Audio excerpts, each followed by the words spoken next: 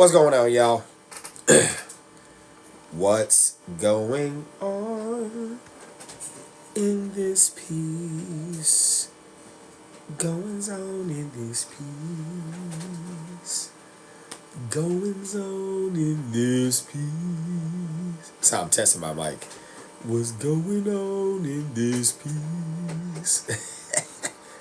Don't mind me, I'm silly.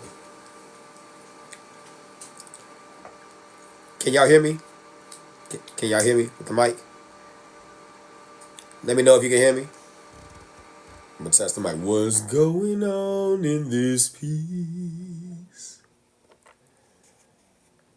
Can you hear me? The love I love is in your eyes. What's up? Can y'all hear me? Y'all not saying shit. If you're coming in, tap the screen, get the likes up, please. What's going on? 87 Grand National, can you hear me? I just want to make sure.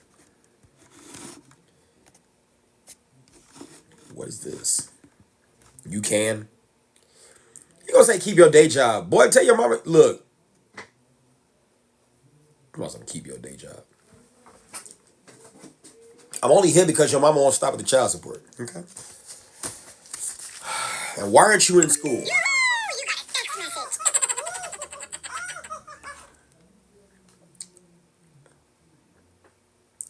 You do understand that boy is an expression, right?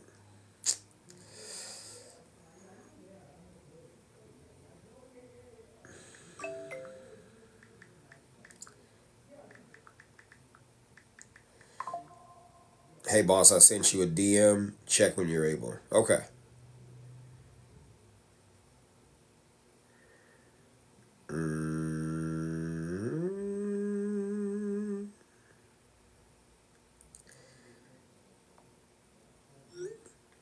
I'm about to take concealed carry. What's the first thing you would tell me to help me prepare? Go in with an open mind. Hopefully your instructor is not someone who is curriculum regurgitating, but will actually tell you what you need to know. Tell you what you need to know so that you'll actually know. So that you'll actually know what you're doing. Right? That's one thing I can definitely suggest. Do me a favor, tap the screen, get the likes up, please. Tap the screen, get the likes up. Let me stop saying if I get told to keep my day job again. Chances are that I wear a silly grin the moment you meet a mermaid. What's going on? What's going on? Take off my sunglasses. What's going on? What's up? Appreciate you all. Yeah, my upcoming classes. If you tap the link in the bio, you'll get my upcoming classes that I have coming up. I got my concealed carry class that I got this weekend. Got a few other classes that I got going on. So if you're interested, you can tap the link in the bio. If you're in Chicago. If you're in Chicago. If you're in Maryland. Abby, what's going on? What's going on? Tap the link in the bio. Tap the link in my profile to get access to the classes that I have coming up. What state are you in? How much do you know about law enforcement officers who are trying to apply for a concealed carry license? I'm on the Outer Banks, unfortunately, but I visit Salisbury, Maryland often. That's where I teach, one of the places where I teach. Am I going to sing for you? No, Jace, I'm not. How did you land your instructor gig? Well, this isn't a gig for me, but I understand what you mean. So I'm just correcting nomenclature. This is not a gig for me. This is what I do professionally every day. I would say all day, but that sounds like it should be. But every day, this is what I do. I was an instructor professionally, like on paper, as a police officer. Even though, in the military, they'll have you teaching courses. They'll have you, doing a whole bunch of, op boards, task condition standards, all that other great stuff. So my teaching experience is long before I became a licensed, credentialed professional instructor. But I've been teaching in law enforcement, and then outside of law enforcement, I started teaching civilians. Did the NRA thing, USCCA, but I was a police firearms instructor first. And that's how I am where I am. I have a lot of other credentials. I don't just teach just firearms. I teach anger management, nonviolent crisis intervention, parenting, anger management, nonviolent crisis intervention, parenting. I'm a criminal justice professor. I teach that. ASP, I teach that as well. Other handcuffing and baton, unarmed and armed security, pepper spray, a lot of DEF-TAC stuff, defensive tactic stuff. Let's see, what else do I teach on my wall? Shit. In various states, I've taught in various states. I teach in Maryland. I taught in Detroit. So yeah, it's just, I teach nonviolent crisis intervention too, yes. And I teach various topics in criminal justice. I'm a adjunct professor, so I teach those various topics in that too. Yeah, so behavioral analyst, stuff like that. I do a lot of different stuff. I'm also a force science analyst too. Thank you for being my instructor for my CCW. Hope to take some other classes with you. Thank you. I appreciate that. How'd you like the class? You said, what else I teach? Sure, a lot of stuff. Who's that? I teach a lot of stuff. You say you have a question? Go ahead, shoot. What's your question? And I'm going to be task switching between what I'm doing here. Oh, more needs a print off. Oh, God, keep going. I'm so sorry. I look forward to attending a class soon. I'll be on the lookout. Thank you. Money Mafia. I said Money Mike. Money Mafia. Is it better to carry your concealed carry around your neck or in your wallet? I carry it around my neck. It's a force of habit. Yeah. If you see me getting pulled over in my videos, you've already seen me pulled it from here. So that's where I tend to carry it. And now I want to go back in. Yeah, there we go. I like it in my pocket. You said no yawning zone? Yeah. Good luck. Good luck. I ain't good. I might have itis. Who knows? Oh, if I keep yawning, I'm going to get out the live. I'm not going to be doing this all doing it live. It is contagious, though. So you got it. You got it. You start yawning, too. You have your neck pouch, too. I was in your Maryland class. It was super fun and interactive. Yeah, thank you for that. Thank you. I can't wait to go back to Maryland. I cannot wait. Oh, I cannot wait to go back to Maryland. I'm going to end up going back to Maryland January 20th. January 20th. So I'm starting to push out the ads for those classes now. I'm 20, about to turn 21 in months. Could I start classes now, or would I have to wait till I turn 21? Where are you? If you were in Illinois and you were coming to me, I'll let you take the class. Reese is too funny. What's up, person? And I had somebody in my office a man ago. A man who transitioned to a female. And he looked like a female. So it was a wonderful interaction. I didn't call, I know who her name is, so I called her by her name. Right? I know who she is. But it wasn't hard. It's easy. It makes it easier when it looks. This is what you want me to call you? You look like I should call you this thing. It's fine. It's easier. Don't have me confused. Make it easier for me. That's all I'm saying. Is that a trigger word? No, that was an event that happened. Hold on for a minute. No. You have an awesome Friday as well. You definitely have an awesome Friday. Thank you, thank you. And I appreciate you for coming out to that Maryland class. Appreciate that. You know, I'm trying to come to Philly, man. It's ho ho ho ho. Hey, I'm trying to come out to Philly. It's not easy, but I'm still working on it. You said, "What is my take on the Charleston White Cam Newton interview? What are my thoughts?" Tap the screen and get the likes up.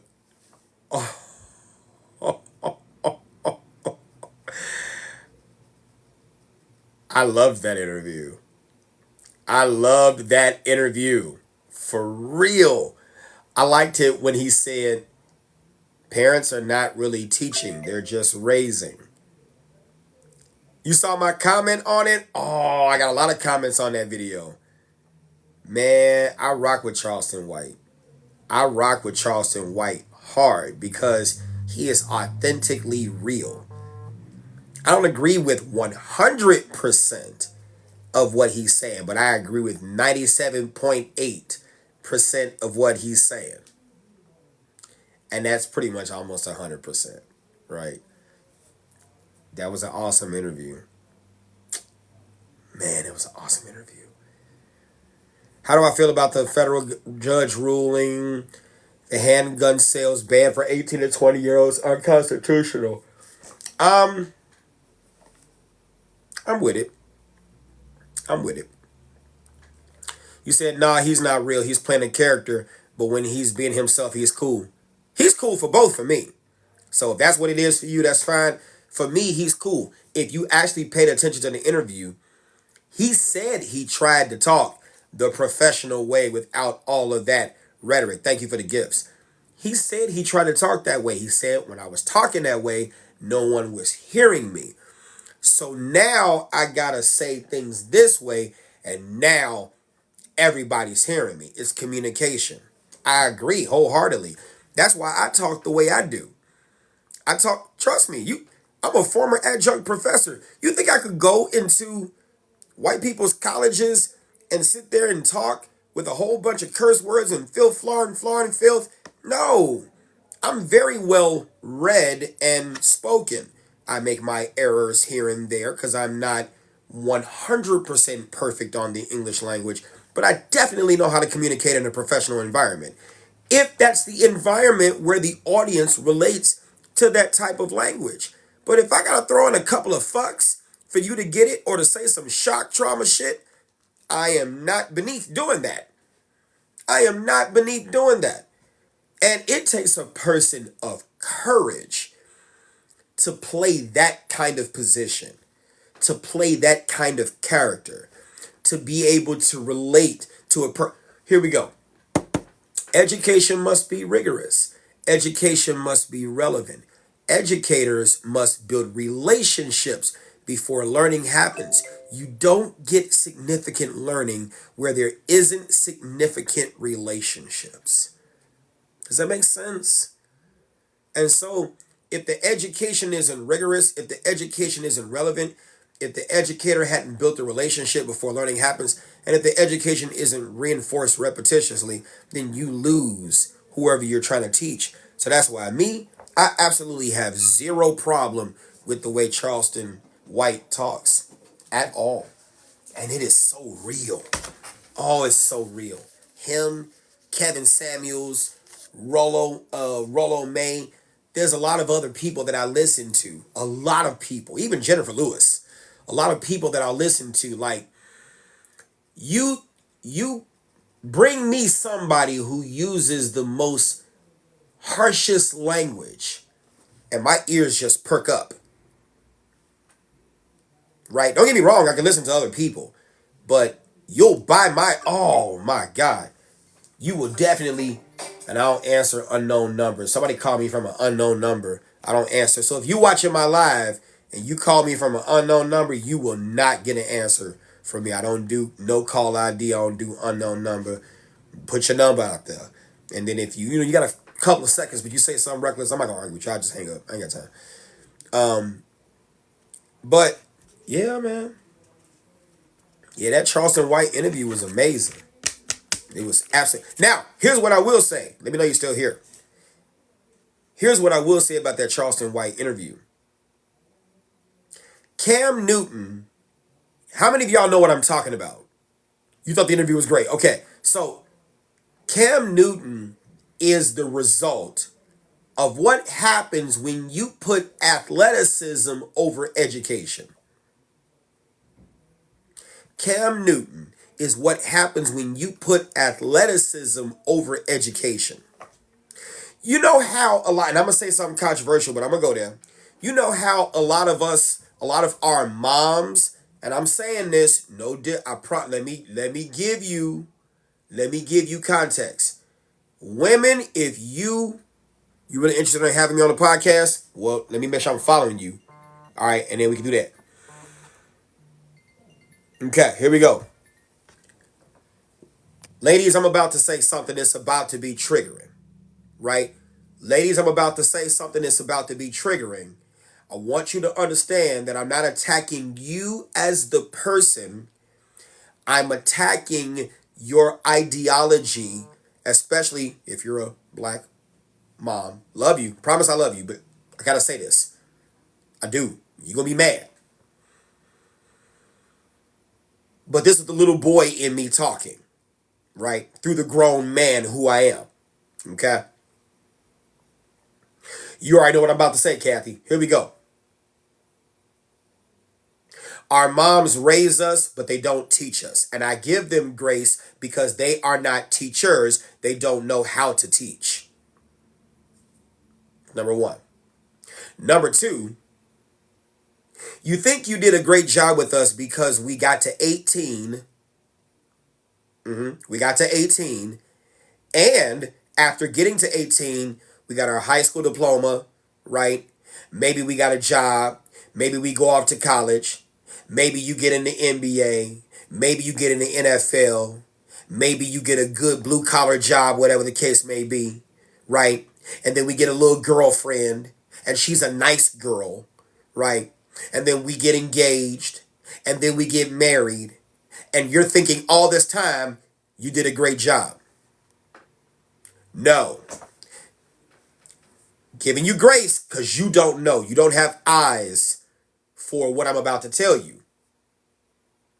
I'm giving you grace. See, what you don't understand is your test as a parent does not happen when we graduate high school. Yes, you fed us. Yes, you did what you had to do so we can make it to school to do the work. That high school diploma is your child's results of their work, not yours. But I get it because you probably didn't get a lot of accolades when you were growing up, and you might have had your child for your self-esteem. No shame, no judgment. No shame, no judgment, right? You might have had your child for your self-esteem. Their accomplishments are now yours. No. Your test as a parent comes when we start making life choices. That's your test as a parent. Who we are in our 20s is not who we're going to be in our 30s, not who we're going to be in our 40s, not who we're going to be in our 50s. No. And as a black boy, and this is not exclusive to just black, I'm just speaking my experience. Hold on 1 minute. Hi, how are you? Okay, I'm doing great. So, usually, and I hope you don't take offense to this, this is just me teaching here. Usually when a person sends you to voicemail and something like that, it could be for a variety of reasons. They could be busy. They could be in the midst of a meeting, stuff like that. So your issue is extremely important to me. I would humbly ask that if it's not too much trouble, just leave me a text message, and I promise I'm going to call you back. Would that be good? Yeah, that's fine. Outstanding. Outstanding. Okay. Leave me that text message. No, that's okay. No, you didn't know. That's why I said I'm giving you grace because you didn't know. Okay, so leave me a text message. I got you. Thank you. Bye-bye. All right, so I'm going to pat me on the back because that is not how I wanted to go when I answered that phone. I wanted to go hard. But I handled it the way I was supposed to handle that. Yes. Pat yourself on the back. All right, here we go. So, did y'all feel it in my face? All right, here we go. So, back that up. What you may not be understanding is that our test, if you are a black boy who is an adult, right? Let's talk about it. Our prefrontal cortexes don't fully develop until we are 25. When do we start making some of the most uneducated decisions that we typically don't get to take back? Between maybe 16 to about 25. That's when you start having all the reckless sex, protected and unprotected. Let's talk facts. That's when you start going through your heartbreaks and start having your cultural expectations of the women and the girls that you're dating, right? Let's talk facts, right? That's when you start to think about marriage, right? And parenting, or more so parenting, and then marriage, maybe not, right? Between about 16 and 25, right? I am of the humbled the military, yes. I am of the humbled, educated, experienced, professional opinion that if your son is the result of your trauma, I'm going to give you grace. I'm going to give you grace. If your son is the result of your trauma that you and his father have been through, and you did not teach your child about the traumas that you've been through, which you probably did not, because let's talk facts, no shame, no judgment, but I got to drop this mic, and it's about to hurt like razor blades and lemon juice. Here we go. You didn't teach him about the game you used on his dad. His dad didn't teach him about the game he used on you. So your son is not going to be better than you because both of you are hiding about the stuff that caused you two broken locks to think you could secure each other. No shame, no judgment. No shame, no judgment. No shame, no judgment. Two broken locks cannot secure each other. You brought an insecure individual into this world who's insecure by nature. And you two are insecure by the lack of education. Two insecure locks don't equal security. Doesn't equal that. So it would behoove you. Y'all know how black moms love to use that word behoove. It would behoove you. What's the other word? Unmitigated gall. Got it.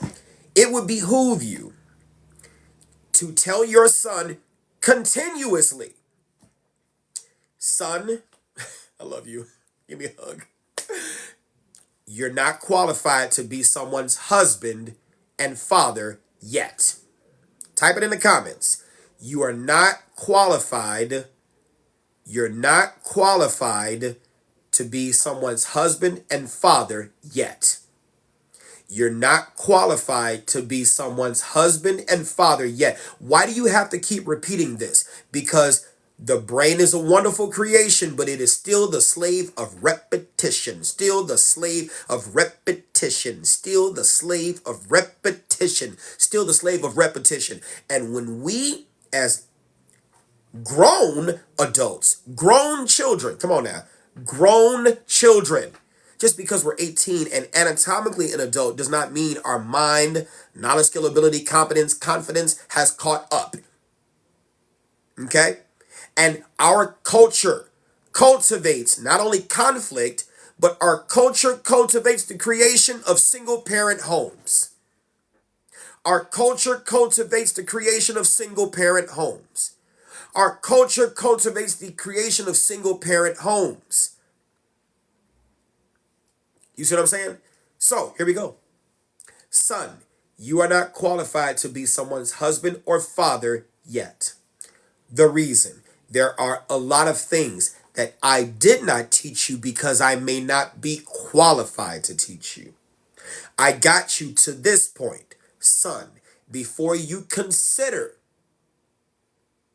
creating children, before you consider getting into a relationship that could result in being a husband or a father, here are the following things that I suggest you do. I'm going to pause for a minute to take a drink, moisten the soup coolers, and if you really are interested in this information, I need you. I am begging you. Here we go. Go get paper and pen or pencil and write this stuff down. When you got it, put number 1 in the comments, and don't do it too soon because I know you're lying. You might not be lying. Some of you not lying. Most of you would be. When you ready, come back and put a number 1 in the comments. And I don't mean to be pointing. I'm just as how I teach when I talk. I talk and teach with my hands.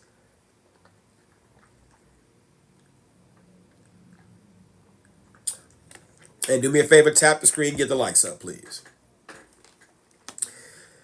Because class is in session. Class is in session.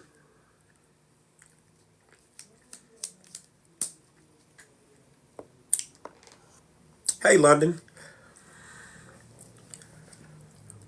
All right, here we go. I see some ones. So, son, before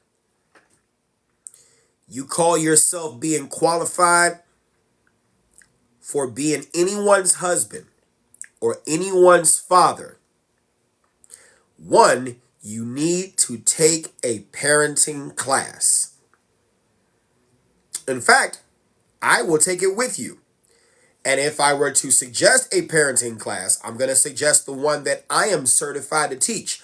You don't have to come to me. You can go to another person who's certified to teach it, because there are other parenting classes out there, but some are very short and do not give you a semester long. What's a semester? About approximately 12 to 14 or 15 weeks worth of intense education, where it requires you to learn about what you don't know and to look at the past to see how your family has treated you and how those things were based on trauma and how those things were not necessarily the right thing to do.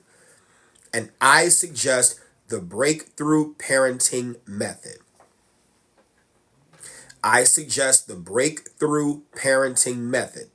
That's who I'm qualified to teach through, the breakthrough parenting method. It is an outstanding, about 12 to 15 week long book with a curricula that you actually write in, and that assists you in your roadmap of learning about things relative to child development. You have to understand behavior. You have to understand behavior. You have to. Because children are going... Look, you got to understand behavior. If you have your children for you, it's called the Breakthrough Parenting. Breakthrough Parenting. That's the name of the book. Breakthrough Parenting.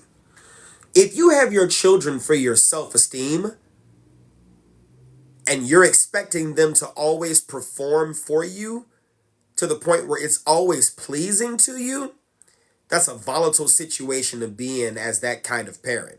Because children are going to naturally disappoint you because you're expecting them to do things that are going to be pleasing always to you. And that's the antithesis of what it's like to even be a child. They're going to grow and develop and go in different ways and in different areas. And you need to have a mindset to be able to properly steward them and guide them into certain. But if you don't see what's coming, if you don't have eyes for the behavior, and if you don't have the KSACs, the knowledge, skill, ability, competence, and confidence to even be able to understand this, son, you are not going to be a good partner to a woman who may be more qualified than you.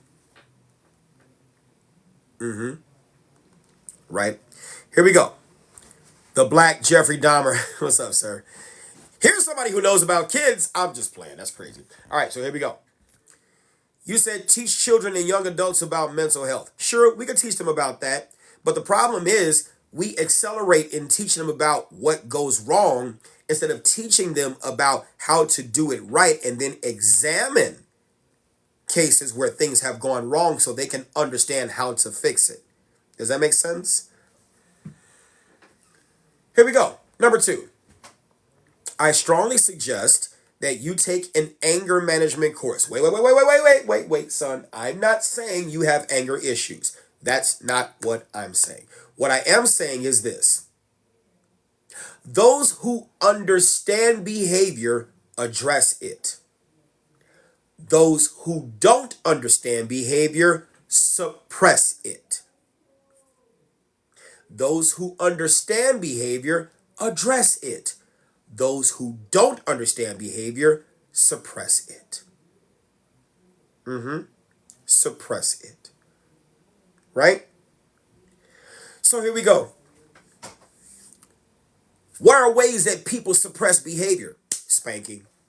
You could be spanking for the wrong thing. You could be spanking. You said, I'm making it priority to read and take a parenting class 12 years in the game because I don't know what to do. I give you grace for being honest about that. And here's an even wonderful thing you should tell your children. I don't know. I'm going to get back to the anger part. I don't know. See, there are a percentage of parents who make single parenting attractive. Does that make sense? I'll say it again. There are a percentage of parents who make single parenting attractive. The reasons. You always claim to know the answer. You always got it. You never admit that you're wrong. You never admit that you don't know the answer. You never tell them about the village that you may or may not have to do what you need to do so you can get what you need to get done. They think you got everything. Those of us in the background know that's not true. That's not true. See what I'm saying? And so if you mislead them to believe that you got it and that you're strong, they don't know about the tears you cry at night. They don't know about the times where you've gotten into these relationships whom you've put people into classifications and categories with expectations that anyone with eyes could tell you they would never be able to meet. If you don't tell them they don't understand or that you don't understand about how to cultivate healthy relationships, they will think that your relationships are the way to go, when in fact it's not. When you're not honest with them, they're not honest with themselves.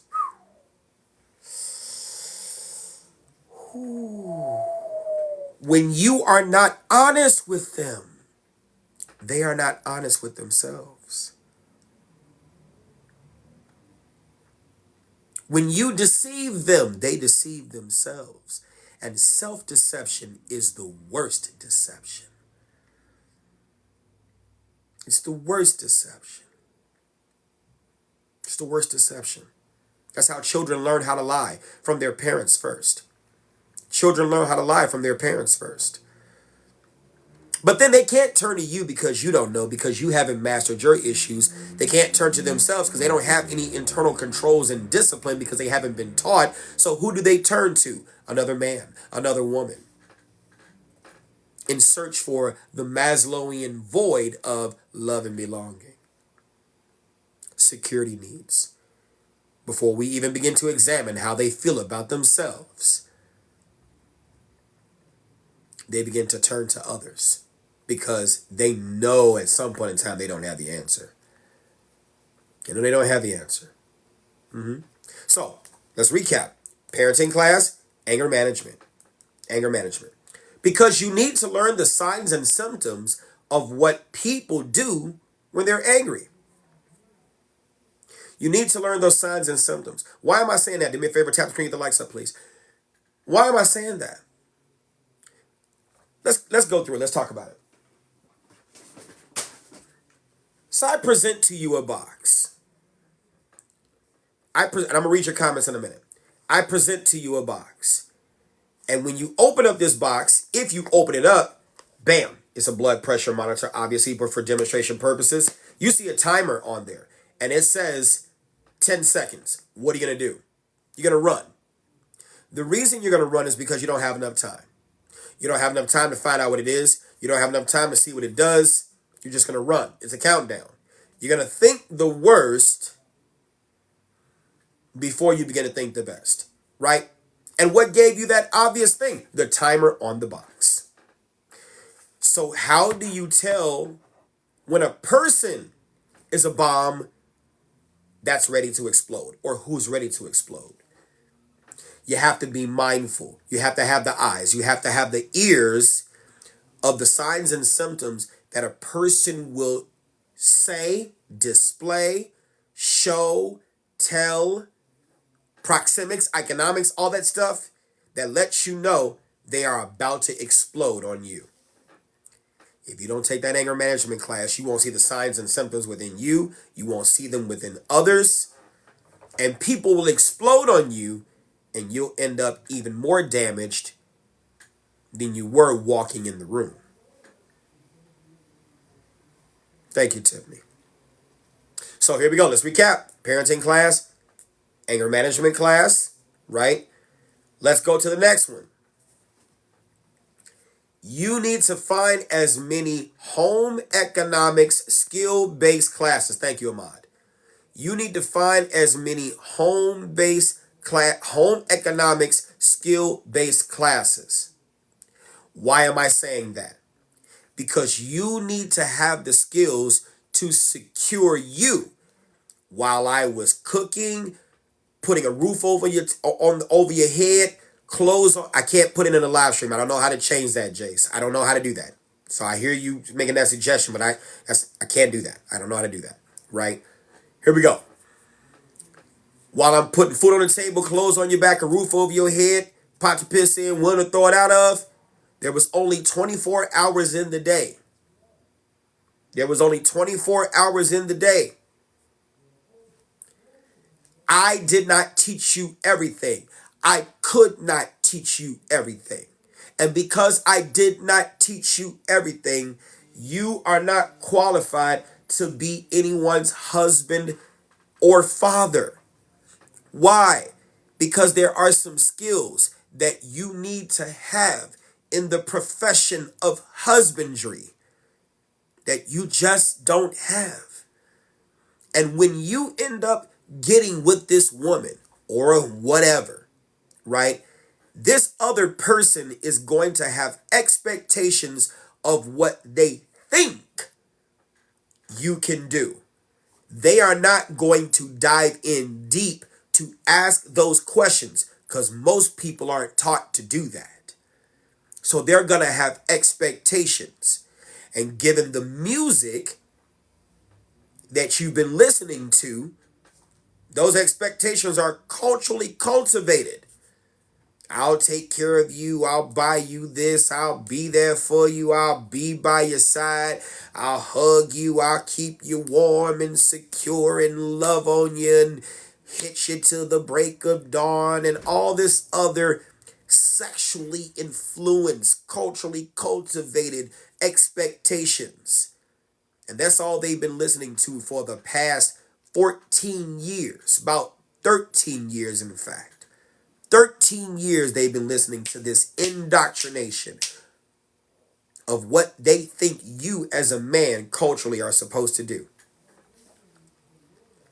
And so when it comes down to the space of being a husband and being a father, are you able to meet the right expectations? Are you able to take care of you so you can exercise the discipline to be able to repel the human impulses to have sex before examining this person? Do you know how to, do you even know stoicism? Those of y'all who know, there's a master's degree on that wall, right? But in my bachelor's, I studied 3 concentrations. So my major was kind of like 3 minors, so to speak. Criminal justice, psychology, and philosophy. My favorite philosophical study became Stoicism.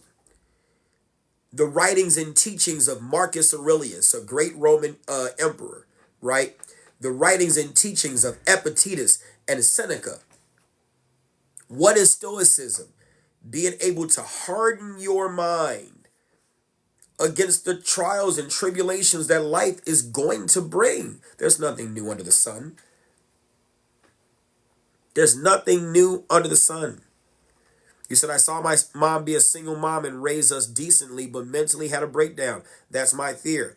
Well, if you don't understand the reason your mom had a mental breakdown, she probably had a mental breakdown, no shame, no judgment, but let's talk facts. She probably had a breakdown after too much lying to herself, thinking that she could do it, and it just became overwhelming. And your mom isn't the only one that has mental breakdowns. There are others. I deal with a lot of FOIA card appeals from women who end up, I checked into a hospital because it was too much. My kids were this, my kids were that, and now I'm okay. Can I? You see what I'm saying? Hey, Daily Dose of Inspiration, what's going on? You see what I'm saying? So when you have that, right? If women would start just saying, this is not what's to do. I am okay but this is not what's to do. Daughter, you do not want to be a single mom. This is horrible. The reason I became a single mom is, no shame, no judgment. I think highly of myself, but I got to teach you the real. I got to teach you the real. This is not what's to do. I am struggling. I'm strong, but I'm struggling. Because I'm afraid I'm not teaching you everything you need to know. And so you may not be qualified to be a wife or a mother. Son, you may not be qualified to be a husband or father. Because in 24 hours, let's do the math. 8, I'm sleeping. 8, I'm at work. Right? But then there's the other 8. I got to combine all these other things that I'm doing within that 8 hours. When do I have time to teach you? To the point where it's ingrained in your brain, to the point where you know. I don't. And so I'm afraid, and I can say this with self-esteem and confidence, I didn't teach you all you need to know. So because I didn't teach you all you need to know, you are not prepared. And if you go out there calling yourself becoming a husband, calling yourself becoming a father, calling yourself becoming someone's parent, you're going to mess their lives up because you're not prepared just yet. And that doesn't mean go get married. That doesn't mean go get a husband. That doesn't mean go get a wife. If you want to be a sole responsible parent, you can do that. But you have to learn how to build a team. You have to learn how to build a team. And if you don't know how to build that team, it's going to be trouble. It's going to be trouble. See, you'll get some men who will say, you don't have to do it by yourself, but they use it. Hold on, Just Me Huntress. I'm going to address that question because I'm going to address that statement because that statement right there is what cultivates. That statement right there is what cultivates people not doing the proactive work to learn. I got to address that statement right now. That statement right there. Honestly, I don't think anyone is ever prepared. It's a constant learning curve. Let me ask you a question. I like demonstrations. Here we go. You're going to find this is going to be funny. I know you can still hear me. This is going to be so funny. Oh, this is going to be so funny. This is going to be funny. And you made it possible. Just know that. Know that. Here we go. Know that, know that, know that. You made it funny. This is going to be funny. Do me a favor. Tap the screen, get the likes up, please. Tap the screen, get the likes up.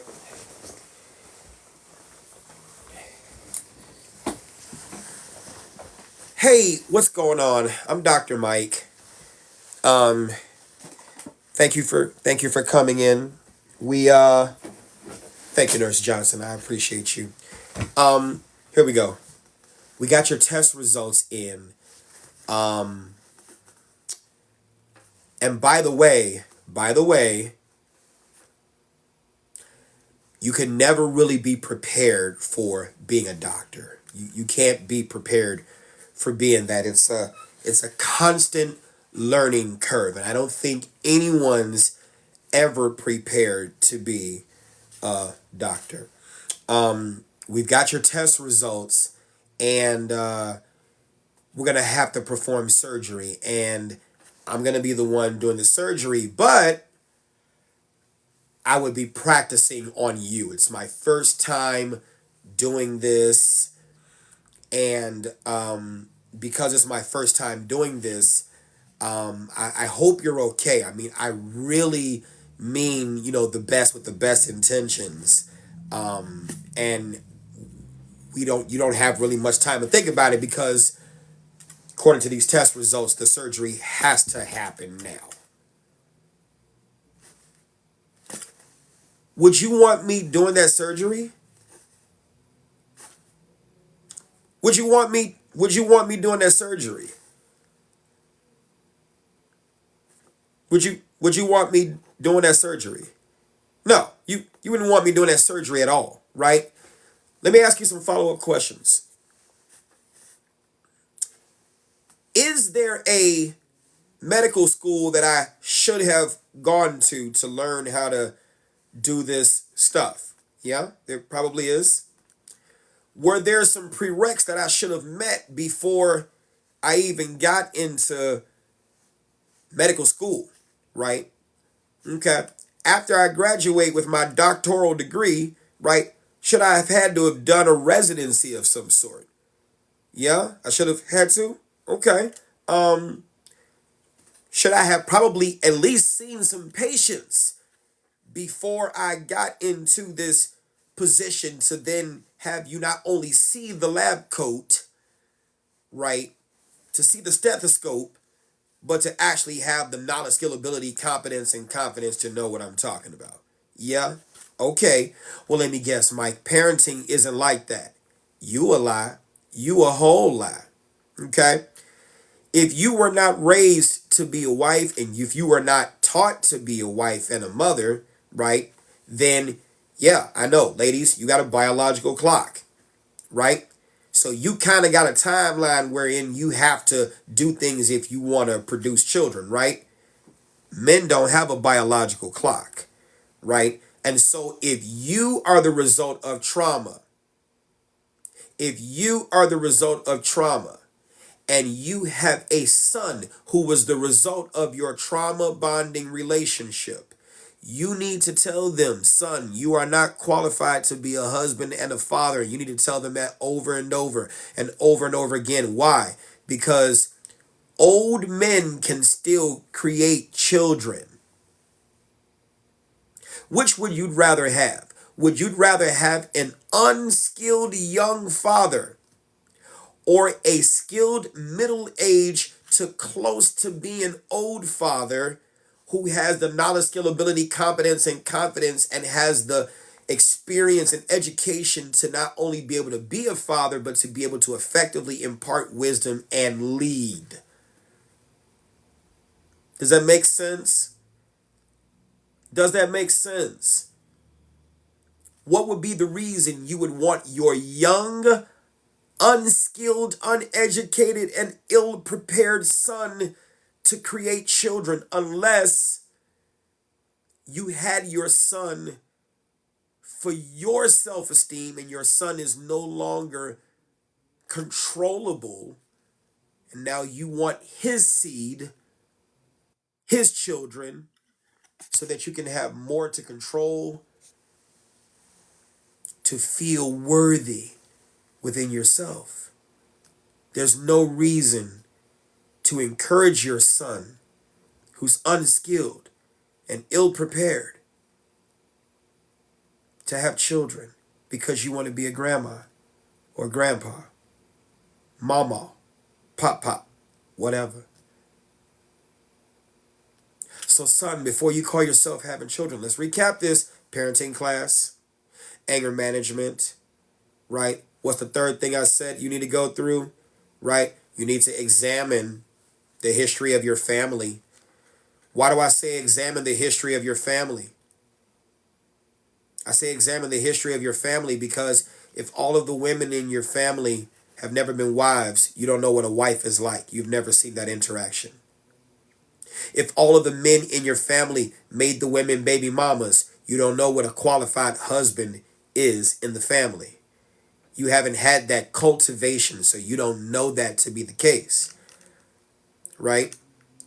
If your family has had problems and they have outsourced their problems to social media to vent about them with no real results, your family doesn't solve problems well within the family. So you are not going to solve problems well. You're only going to follow into the habits and patterns. I said habits and patterns that you have seen as a default because that's all you know.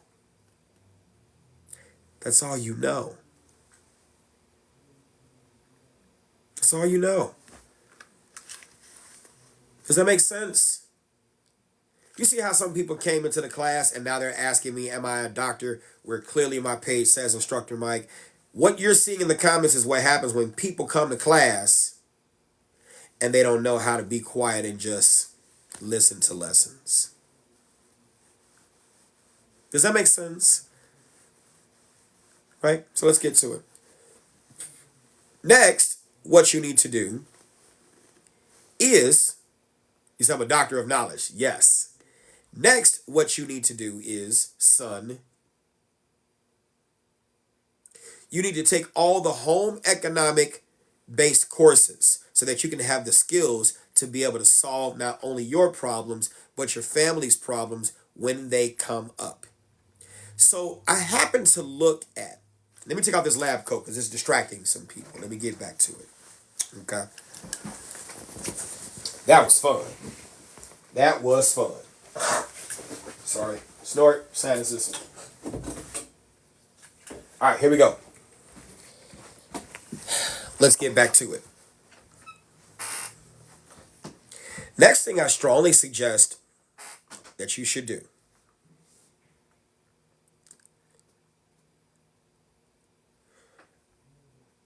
okay, moving on. You said a question is not bad. The problem with people today, they can't ask questions without getting... Yeah, I don't even know what that even means. Okay. All right. So here's the next thing I strongly suggest that you do. After you take all the home economics based courses, right, where you get those skills, right, the next thing I strongly suggest you do, son. How many of you all have been writing this stuff down? Have you all been writing this stuff down? Sign up in the comments.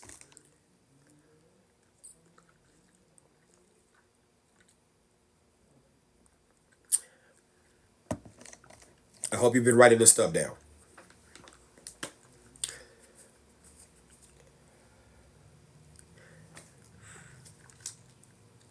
Thank you, Reality Quan. Appreciate that. All right, here we go. Let's push. Next thing I strongly suggest that you research is family law. Avery, what's going on? I suggest that you research family law. Why do I suggest you?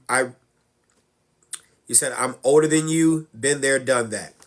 That's another comment right there. That is another comment right there.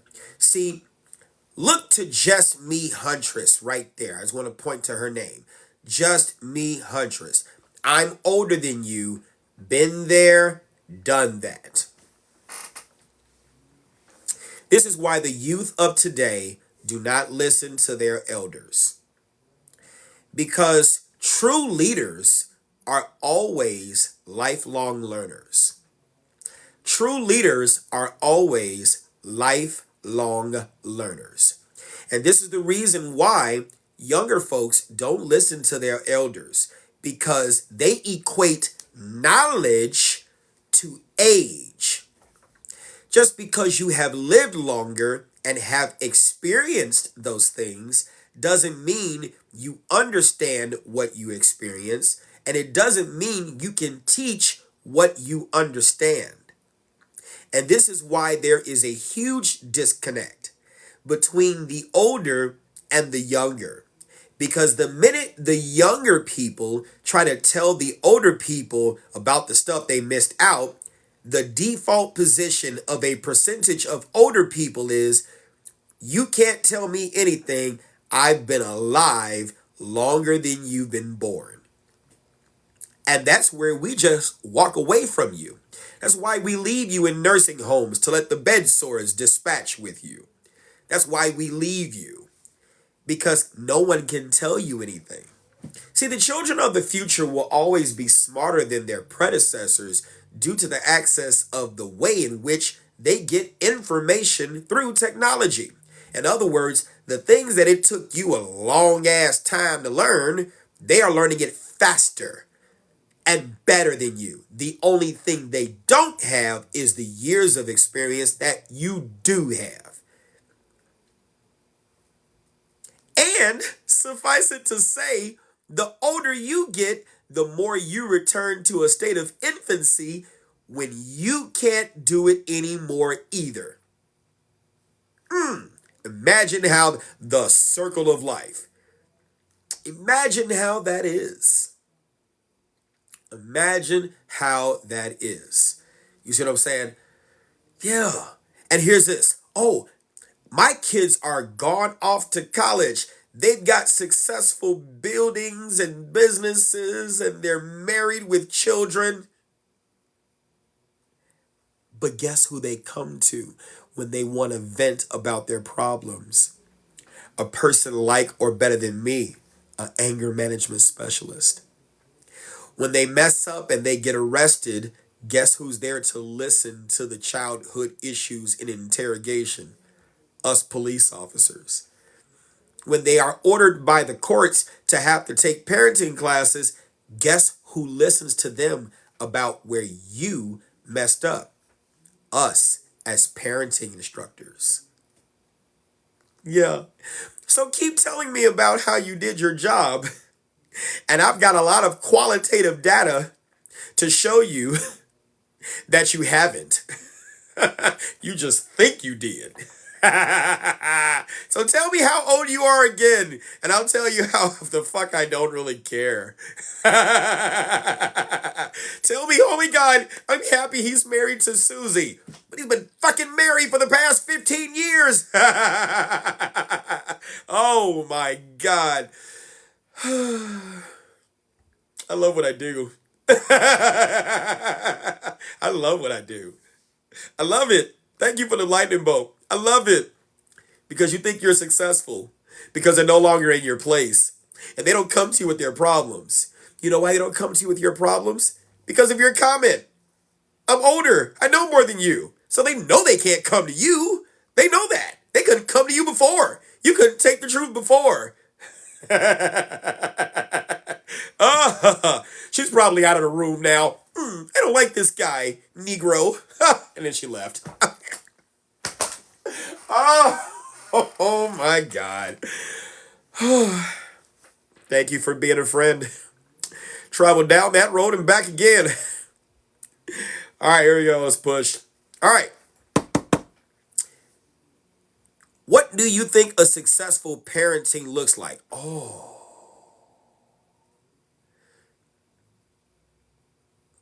Here we go. Another comment. Hey, can you pin this one, please? So wrong. I never said I knew more. I just said I'm past raising my boys. How many of you all know that the implication was clearly implied by what she said? How many of y'all know that? And then here we go right here. So wrong. I never said I knew more. I just said I was past raising my boys. Ma'am, with all due respect. That's why they don't come to you. And if they do come to you, they come to you with maybe what they know you may know how to solve, but they won't come to you with their deepest stuff. Why? Because now that they're grown, you're past raising them. You're past raising them. You're past teaching them. Ma'am, what do you think mentorship is? What do you think advisors are?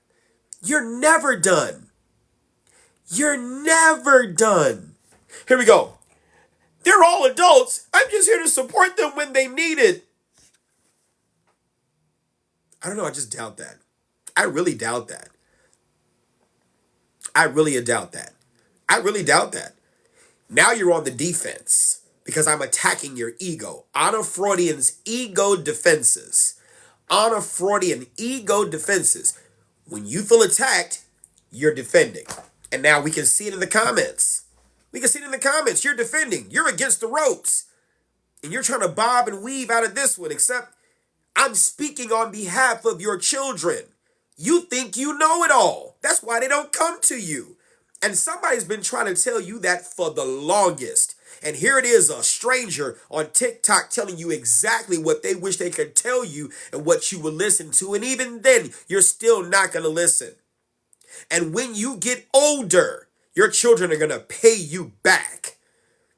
Your children are going to pay you back in ways that your bed sores will... Shit's going to itch too. It's going to itch. Yes, that's my mom's line. Y'all grown, I'm done raising y'all. Okay, keep that energy. No, I'm not easing up. Don't tell me to ease up. Don't you come, see, here we go. Now I got to mute you for some minutes. That's the one thing you're never going to do in my page is tell me to ease up. You don't tell me. I won't go. I'm going to mute you for a minute. And then when you come back here, you come back into class correct. Because this is the stuff that she probably needed to hear. She didn't expect to hear. She needed to hear that. Your children have been trying to talk to you all this time, and they can't talk to you because you think you know everything because of how old you are. You really understand. We really don't give a damn about your age because it's not our age. We can't relate to how old you are, right? A smart person learns from their mistakes. A wise person learns from the mistakes of others. You still probably haven't told them about your mistakes that you've made in life. And even if you told them, Benjamin Franklin said it best, tell me, I won't remember. Teach me, I will remember. Involve me, I will learn. Right? So how many times have you involved them in your mistakes that you've made? How many times have you involved them and taught them how to be better than you? They're not done learning. They probably talk to their friends more than they talk to you.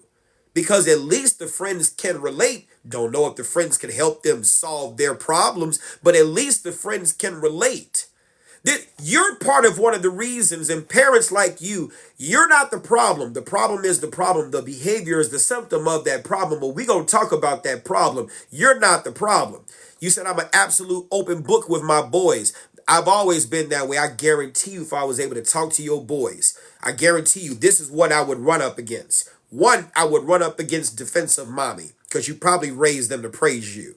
No lie. So they're not going to even tell me the truth because they would be too busy singing your praises. I would have to put some interrogation magic in the room for them to really feel free to tell me what they really feel about you. If I were to do a knowledge, skill, ability, competence, and confidence assessment on them, I guarantee you there are some voids and there are some areas and some things you did not teach them. And you're extremely stubborn.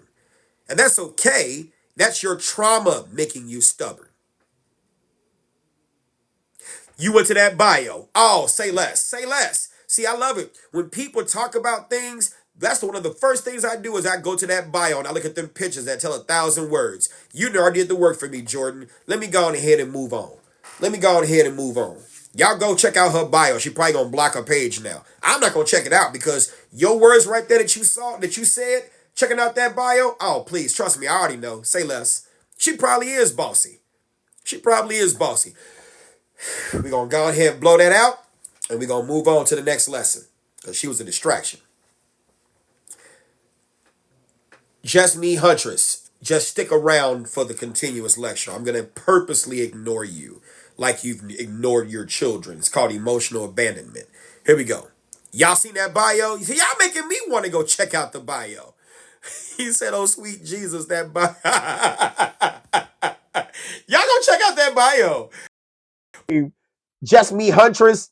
I'm gonna go check that shit out right now. I can't do it while I'm on live. Can I do it? Let me see if it's gonna have me check it out.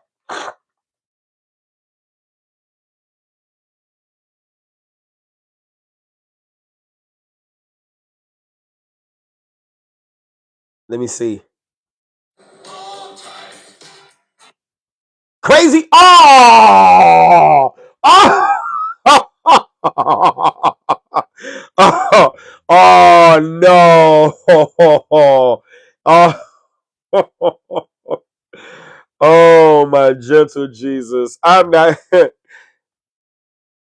got a lot of gambling, you got a lot of gaming stuff on here. Let me tell you what that means.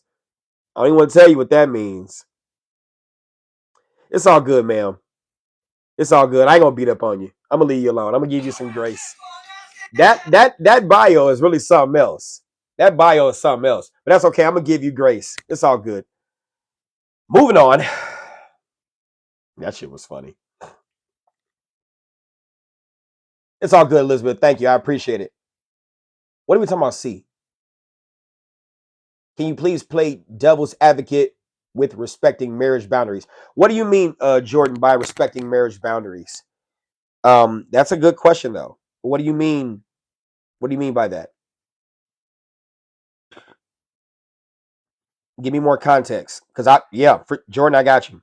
Give me more context. When you do that, that's when I'll respond. But when you do that, that's when I'll respond. But here we go. Let's continue. So let's do the recap. What did we talk about? Parenting class, anger management class, looking at the history of your family and how they solve problems and what the family makeup is. I got a book called The Family Credit Report. You can find that on Amazon. The book called The Family Credit Report. It's a workbook. You can find it on Amazon to do the work, right? What was the next one I said? Study family law. Study family law. Study family law. Marriage is a contract. I don't care what anyone else says. Marriage is a business. It's a contract. We're not judging you, Just Me Huntress. I've let you stay in a room. Be appreciative of that because I could have blocked you. My block list is so super strong. So you're here. I'm not judging you. I'm giving you grace. You didn't hear me say that. I said I'm giving you grace. Stop before I block you. That's it. Stop before I block you. Well, here's this. And I'm going to say this too. I don't need you to respect me. And I'm not trying to be combative. Let me tell you about respect. You have a right not to like what I said. Does that make sense? The definition of respect starts out with two words: a feeling. You have the right to feel what you want to feel. And I don't have to approve it, nor does it need my approval. You have a right not to like it. See, children who are not allowed to own their own feelings do not establish appropriate psychological boundaries. They grow up having to have the feelings of their parents for their parents' approval, and that affects how they establish psychological boundaries as adults, which then transitions to the inability to establish physical boundaries as an adult. Does that make sense? Does that make sense?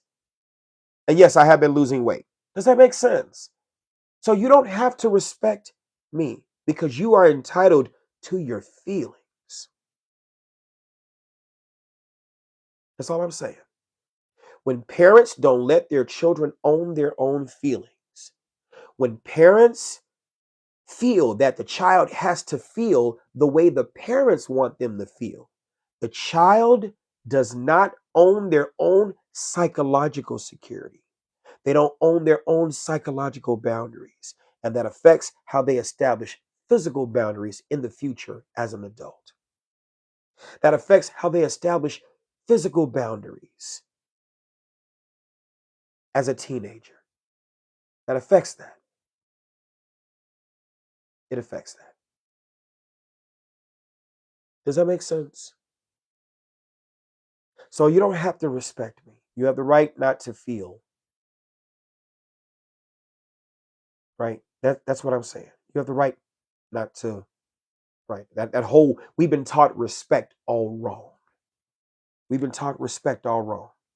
And as long as you have realistic self-esteem, no one can ever disrespect you because how they feel about you does not determine how you feel about you.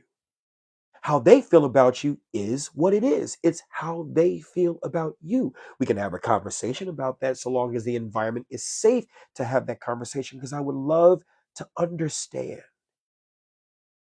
I would love to understand. And don't apologize that you shared, Huntress. What are we doing? Stop that. You shared, and I'm glad you shared. But there are some things that you might need to be made aware of too that we see. And I'm not the only one who sees it, not the only one who has seen it. It's just I'm a stranger. So I'm not tied to you to where I can actually tell you and not really feel one way or another about it because I actually am just responding to what you're showing me. I see things through a different lens. That's all I'm saying. Right? And that doesn't make you a bad person. You are not the problem. The problem is the problem. The behavior is the symptom of that problem. And I'm just telling you what it is. That's it. What's going on? All right, let's get back to it. Here we go. What did I say, son? What did I say? Here we go. Parenting class, anger management class, learning about the history of your family and the history of outcomes and how they solve problems, studying family law, taking some home economics based courses. Why do I say taking home economics courses as a young boy? Why do I say that? Because there are studies that are out there. People talk about marriage. People talk about marriage. Justin, Jordan, I hope you're still here. People talk about marriage. They talk about two things. And I'm going to get to your question in a minute, Justin. I'm Jordan. I'm sorry. So sorry, Jordan. I'm going to get to your question again. Here we go. Because you're talking about boundaries. This is going to get to that answer, right? People talk about marriage. They talk about two things. When they talk about marriage, what do they talk about? Two things. Go. What are those two things that they talk about? Sound off in the comments. Marriage. When they're talking about marriage, they're talking about two things. What are they talking about? Let's see who's going to get it right. Times 151. Good. Let's see who's going to get it right. When they talk about marriage, what do they talk about? Sound off in the comments. Submission. That's I gotta write this down. I gotta write this down because that's a good topic. You said God and respect, commitment and trust, right? Commitment and trust. Y'all got some good stuff right here. I'm gonna give you some stuff about submission. Because a person who uses that word submission, I'm gonna tell you where they're coming from. Respect and trust.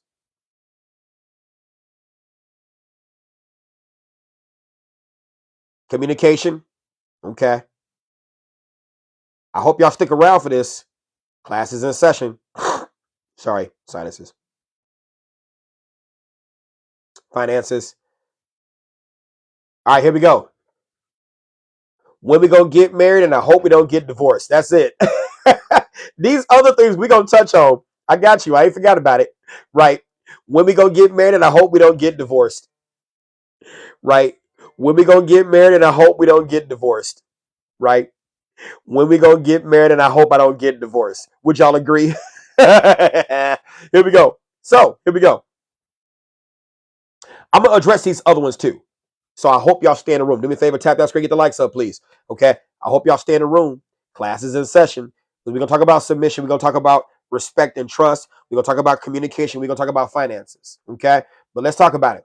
When we gonna get married, and if we get, and I hope we don't get divorced. But you know what people rarely talk about? Marital satisfaction. Marital satisfaction. So I did some research because as an academic, I like to do research. I like to look at research. Nothing new is under the sun. So I like to look at peer-reviewed articles. They studied 331 Portuguese families. And do you know one of the things that greatly help with marital satisfaction? Partnerships.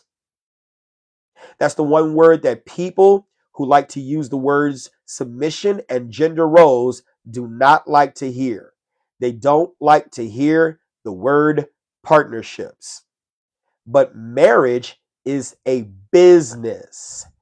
Marriage is a business.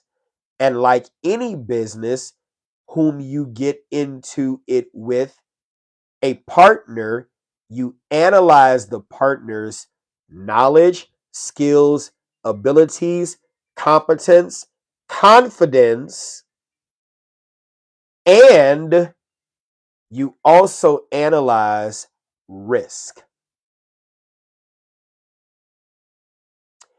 And no one believes more than a person in trauma the promises of the other person in trauma. I'll say that again. No one believes more than the person in trauma the promises of another person in trauma. Why? Write this down. Here we go. Write this down. I'm going to say it again one more time. No one believes the promises of another person more than a person in trauma, right? People in trauma are good intentioned people who struggle in five skill areas. Five skill areas: security, patience, loyalty, communication, and follow through. I'll say it again. People in trauma are good intentioned people who struggle in five skill areas. Security, that's why you want marriage so fast.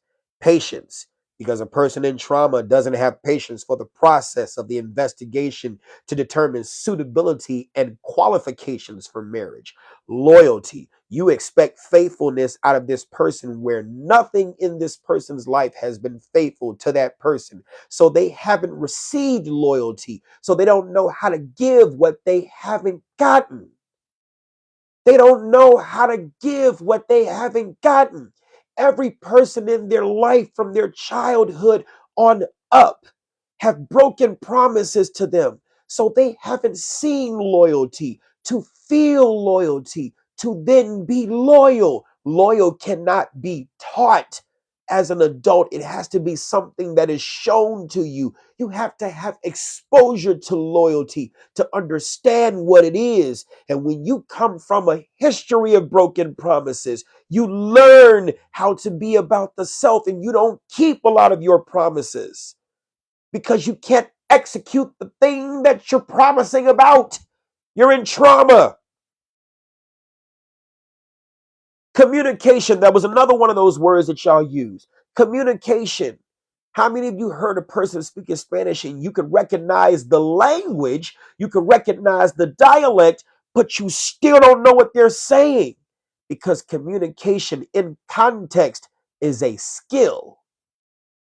Everything for me is going to center around skills as an educator.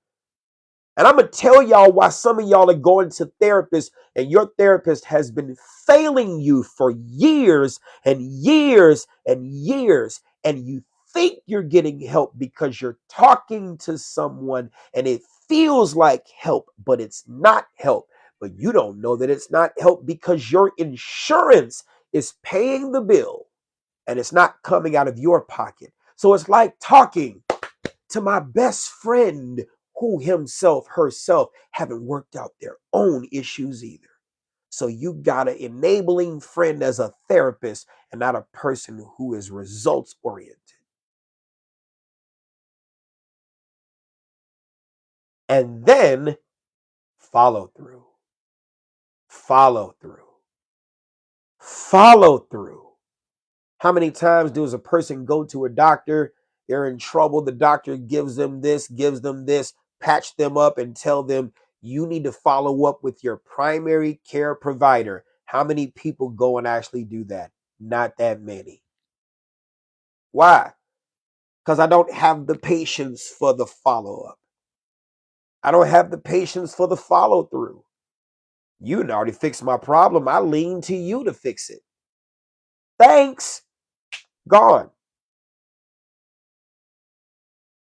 And so you want them to keep their promises.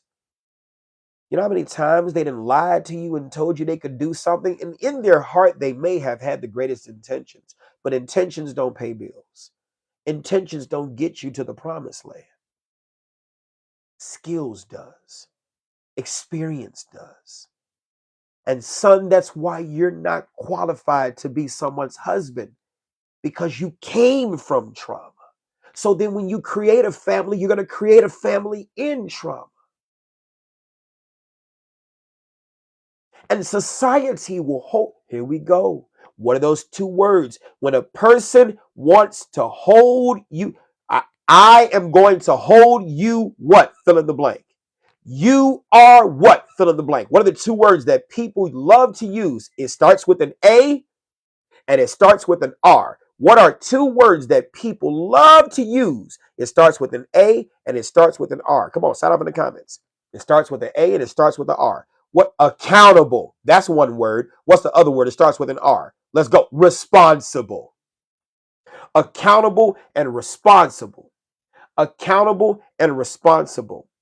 But if you look at the root word of accountability, the root word is count. That's a skill. If you look at the root word of responsibility, it's respond. It's an action. Thank you, Shooting Aces. It's an action that's skill based. And that's why you're so heavily laden in your feelings, because the skills are heavily deficient. I got to make sure you know how to count so that you can account, so that you can be accountable for accountability. I got to know that you know how to do the thing that you're going to respond to so that you can respond and then be responsible in your responsibility. And there are two types of responsibility. There's assumed responsibility and then there's applied responsibility. Assumed responsibility is you're responsible because you took on the job or you were given the job. But then when it's time to actually do the work, can you apply responsibility? Applied responsibility is skill based. Have you been tested? Do you know what you're doing? Do you know the context of the winds and the seas that you're about to approach? Can you navigate this ship, this relationship, this friendship? Can you navigate this ship? Should you even be steering the ship as the boatswain's mate? Should you even be at the helm as the captain? Or are you just qualified to swab the deck? Or are you just qualified to swab the deck? And see, people in come on now. Come on, here we go. Here we go. People in trauma love to promote people to positions they are not qualified for because he got some good dick. Because you got some good pussy. Oh, let him fuck you well. He's your king. Ooh, but heavy is the head that wears the crown, and can the neck support the head that's wearing the crown? Let him fuck you well, and now all of a sudden, he's the king. Ladies, I'm going to tell y'all, stop calling your sons kings. Stop calling your sons king. Yes, you can send me a message, Just Me Huntress. Yes, you can. Stop calling your sons kings. In real monarchies, there's levels to this shit. You got Baron, Duke. You got a whole bunch of other stuff before you even get to king. Heavy is the head that wears the crown. I'm not even qualified as a baron, a duke. Why can't I just be a great ass plebe? Why can't I just be an average savage? Why do you want more from me than you taught me? But then you wonder why I rushed into doing this and I wasn't prepared for it. But you not going to face the outcomes. I'm going to face these outcomes. You not going to face the outcomes. I'm going to face these outcomes. You calling your daughter queen too soon. You calling your daughter queen too soon. Thank you, Jace. So then you're making her decide to become a mom before she's even ready. If you love your babies, why put them through that? They haven't even enjoyed being a kid yet. They're going to be an adult longer than they've been a kid. Why take their childhood away from them because you need help? Does that make sense? Why take their childhood away from them because you need help? I know some of this stuff hurts. I know it does. And I'm not intending on hurting you. I'm sorry. But you're taking their childhood away before they even get a chance to really enjoy it. And that's not fair to them. It wasn't fair to you when it happened to you. That's not fair to them. That's all I'm saying. That's all I'm saying.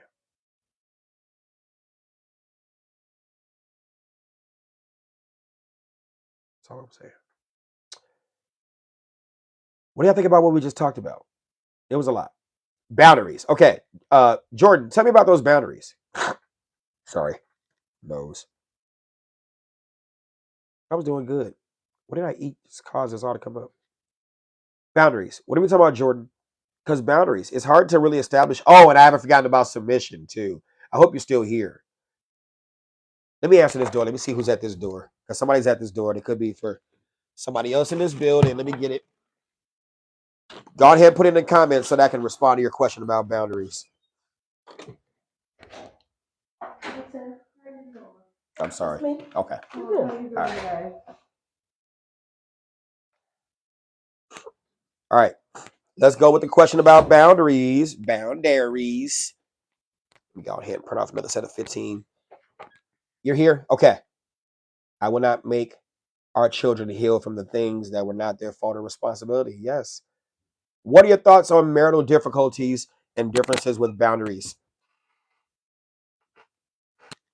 So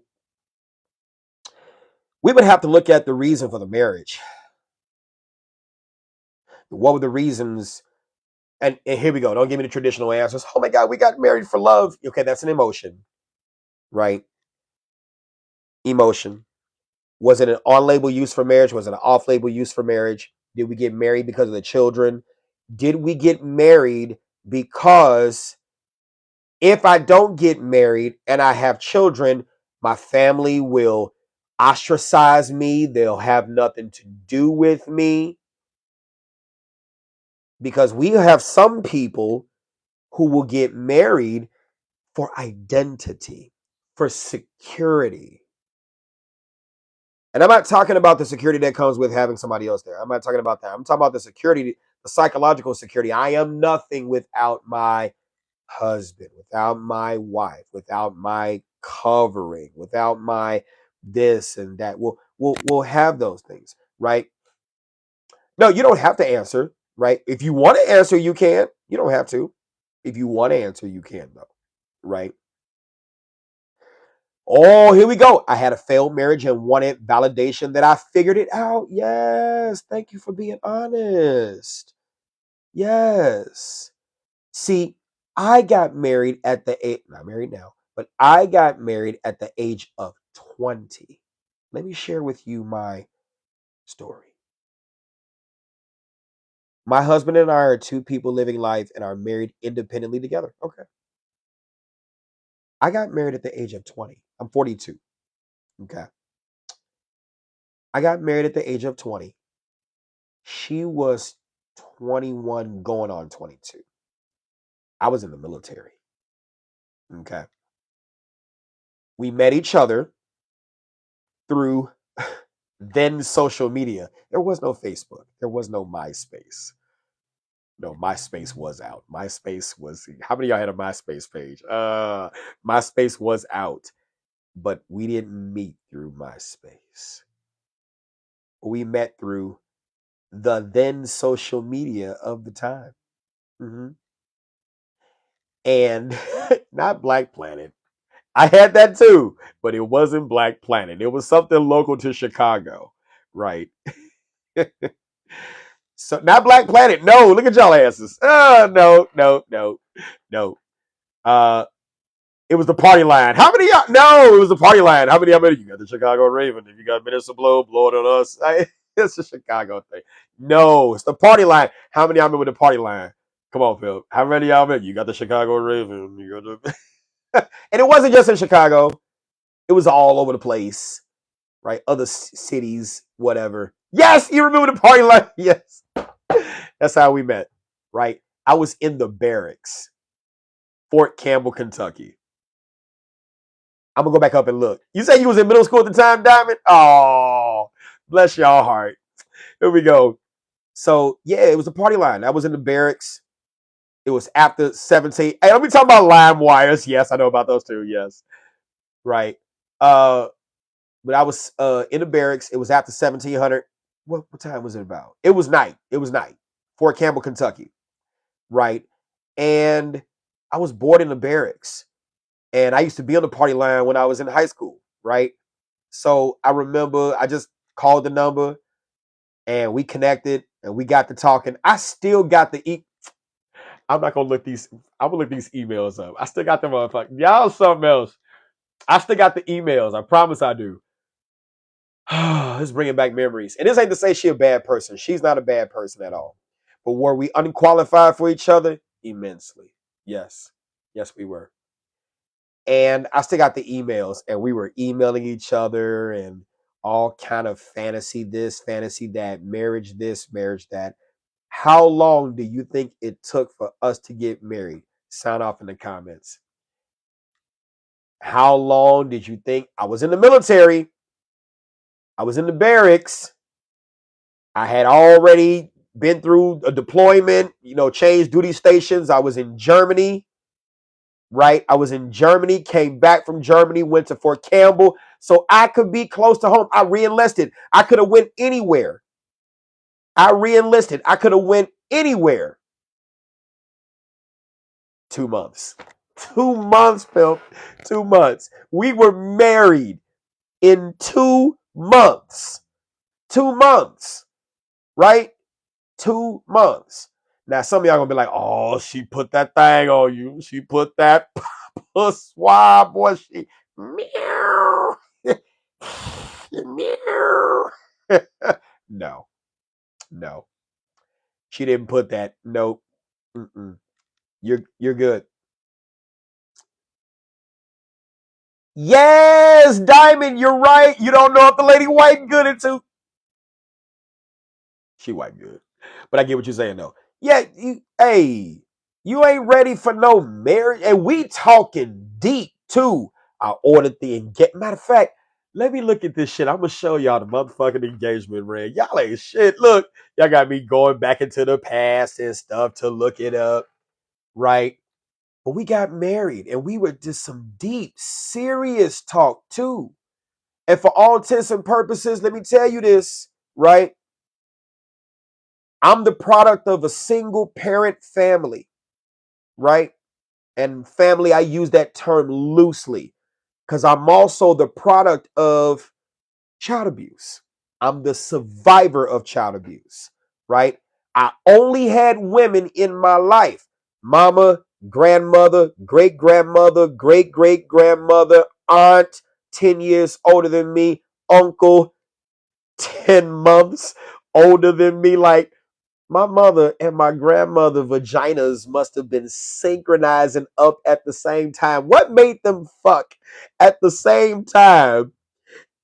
Imagine your grandma and your mama pregnant around the same time. Like, that's some crazy shit. But you don't think about that when you're younger. You don't think about that shit when you're younger, right? So, like my uncle. My uncle's my uncle brother, right? He my uncle brother. I'm 42. He'll be, matter of fact, in a couple of days, he'll be 42, catching up ass. Right? It's my uncle brother. It's fucked up. I graduated before his ass, right? So here we are, we getting married, right? And my uncle was my best man at the wedding, right? You think anything changed in terms of the feeling and stuff like that? Do you think the feeling went up or did the feeling go down as time progressed? Sign up in the comments. What do you think? Let me log into this thing. I want to read some of these emails. This is fun. Going down memory lane. Back down memory lane. Oh, do you think the feeling went up? Well, I'm glad. Here we go. You said I'm going down? Yes. Yes, because when you are in trauma, right? Now let me ask you this. You said it went down, the guilt and the oh no set in. Well, not necessarily. Let me explain. I'm the result of, hey, let me call you right back. Okay. I'm the result of a single parent family. I already told you what I was the result of. She's a result of a two-parent family. Mom, dad, huge family. Huge family. Now, I didn't meet the family, right? Because if I would have met the family would have pushed back against me marrying her so soon. She was willing to marry me without me knowing her large family. And I was willing to go along with the program. Why? Why do you think that was the case?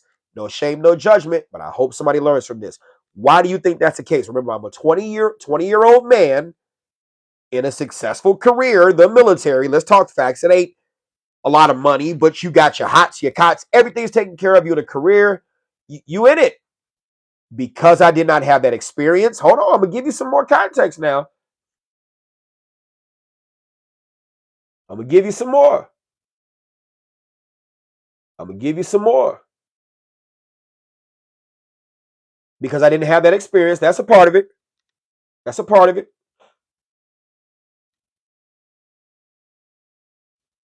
She saw her father in you with a stable. Yes, that's a part of it. And I don't think that she saw her father, but she saw, think about it. What career field was I in? Military. I told her I wanted to be a police officer. So you think about it. What does military and police officer say? What do you think? Here we go. Maslow's hierarchy of needs. 5 levels: physiological, security, love and belonging, esteem, and self-actualization. Which need do you think she was latching on to real quick? Sign off in the comments. No shame, no judgment to her, because I was latching on to, I'm going to tell you. Yes. Protection, authority, security. And I was in Fort Campbell, Kentucky. She was in Illinois. So which one do you think she latched on to? Not only is he protection and security, I get to run away. Distance. I'm out of there. Out of there. I did not have the knowledge, skill, ability, competence, and confidence to know she was running from something. When you are in trauma, you hear what you hear, but what does it mean? What does it mean? You don't have the experience to be able to put two and two together. And she didn't have the knowledge, skill, ability, competence, and confidence to find out why I was so quick to propose to her, because I was insecure myself. We both were trauma bonding. And suffice it to say that the United States military, oh, didn't I tell y'all she is never gonna ruin a good moment. Here we go. Just me, Huntress. You hear what you want to hear. That's not it. That's not it. That's not it at all. And I'm going to still give you grace because it's time for me to teach you. We as humans are the collections of 5 things: needs, education, experiences, habits, and motivations. Needs, education, experiences, habits, and motivations. Which one comes first? Choices or motivations? Which one comes first? Sign up in the comments. Choices or motivations?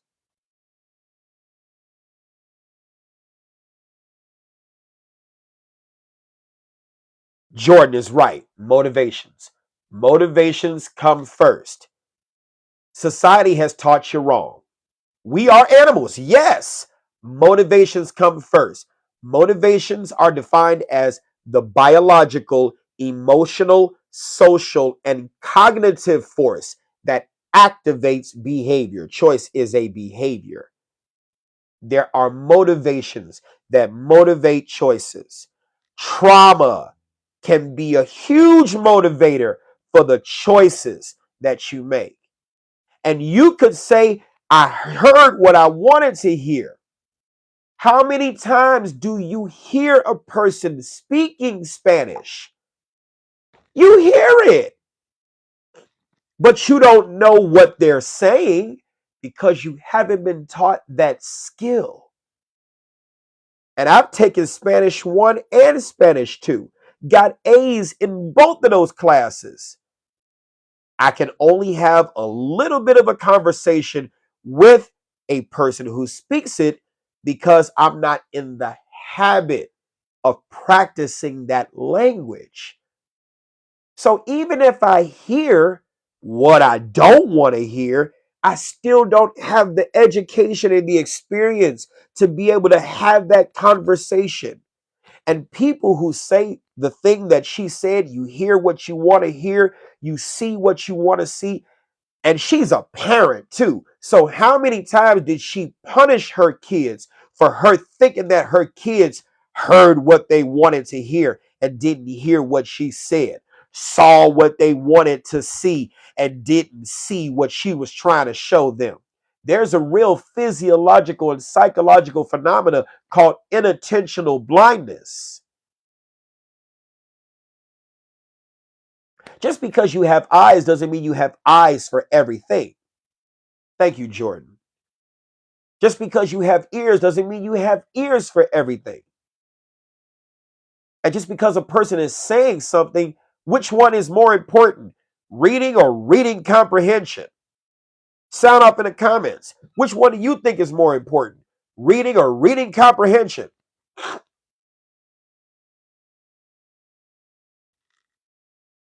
Reading comprehension, of course, because you can read all day, but if you can't comprehend what you're reading, you're just reciting words. You're just saying words. I before E except after C. You're making things come together. That's knowledge without understanding. Yeah, that's it. People can read all day, but if you don't know how to comprehend what you read, you're just reading. You see what I'm saying? So, uh, here we go. We got together, and then what happened? Who you are in your 20s is not who you are in your 30s.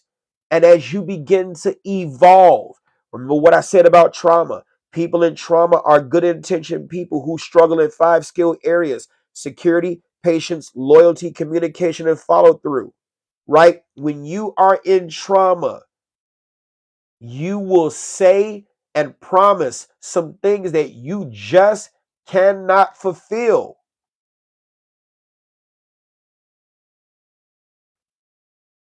Got it. Hear what you want to hear to me means peeps, block out people, block out the bad or what they don't want to hear.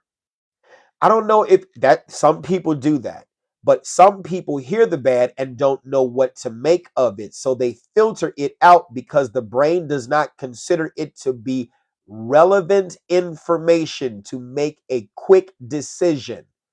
How does that sound? Does that sound more realistic? You heard what you heard, but you don't know what to make of it. Nothing in your brain says, hey, this is a red flag. But if you're looking at it with rose colored glasses, the red flag looks like it's white. So the brain filters it out as not relevant. So you go towards it. Absolutely. Yes. And see, here we go. Just me, Huntress. Communication.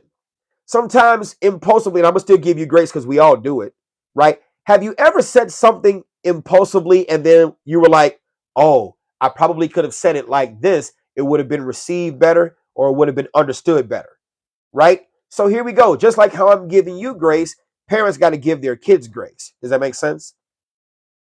Got it. So let's push on. Here we go. Then as I begin to evolve, because who you are in your 20s is not who you're going to be in your 30s, 40s, and so on. The question that you need to ask yourself, and the question you need to ask of your partner, and what you need to research about them is, do they have the patience for your evolution? Do they have the patience for your evolution? Well, I am that, Rosie. Do they have the patience for your evolution? Do they have the patience for your evolution?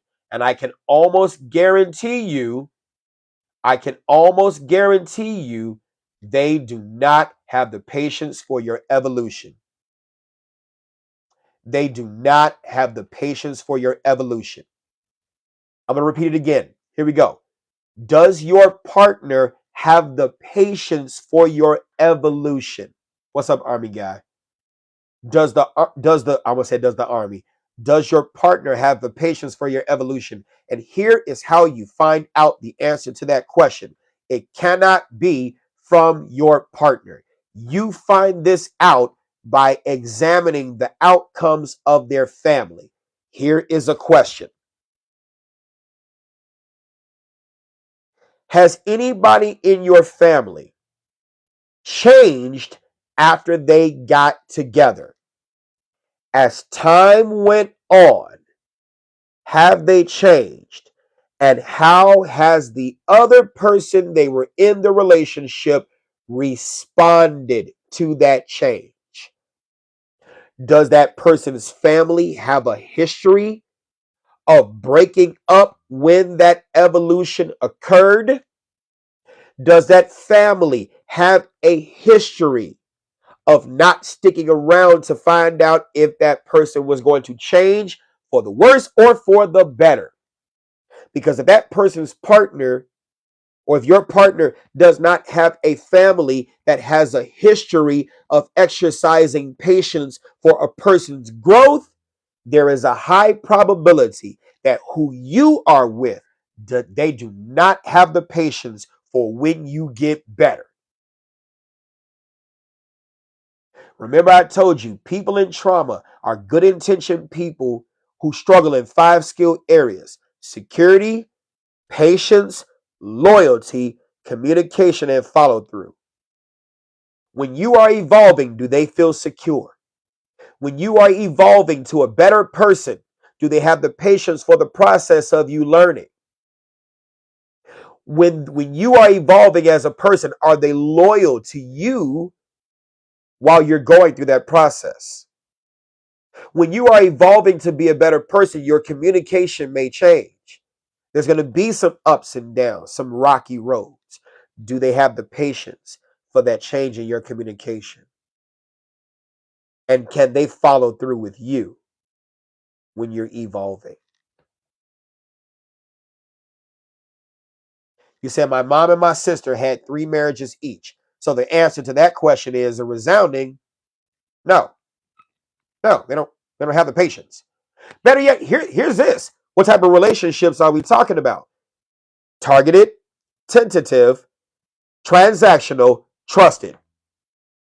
Targeted, tentative, transactional, trusted. Targeted, tentative, transactional, trusted. Guess which one people in trauma go right to first? I'm going to say it again. Targeted, tentative, transactional, trusted. People in trauma go to which one first? Sound off in the comments. Sound off in the comments. Sound off in the comments. Transactional is first, yep.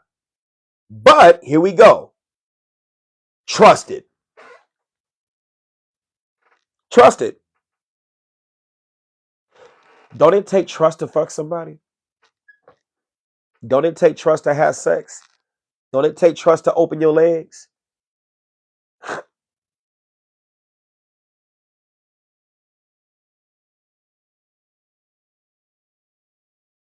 You take trust to fuck.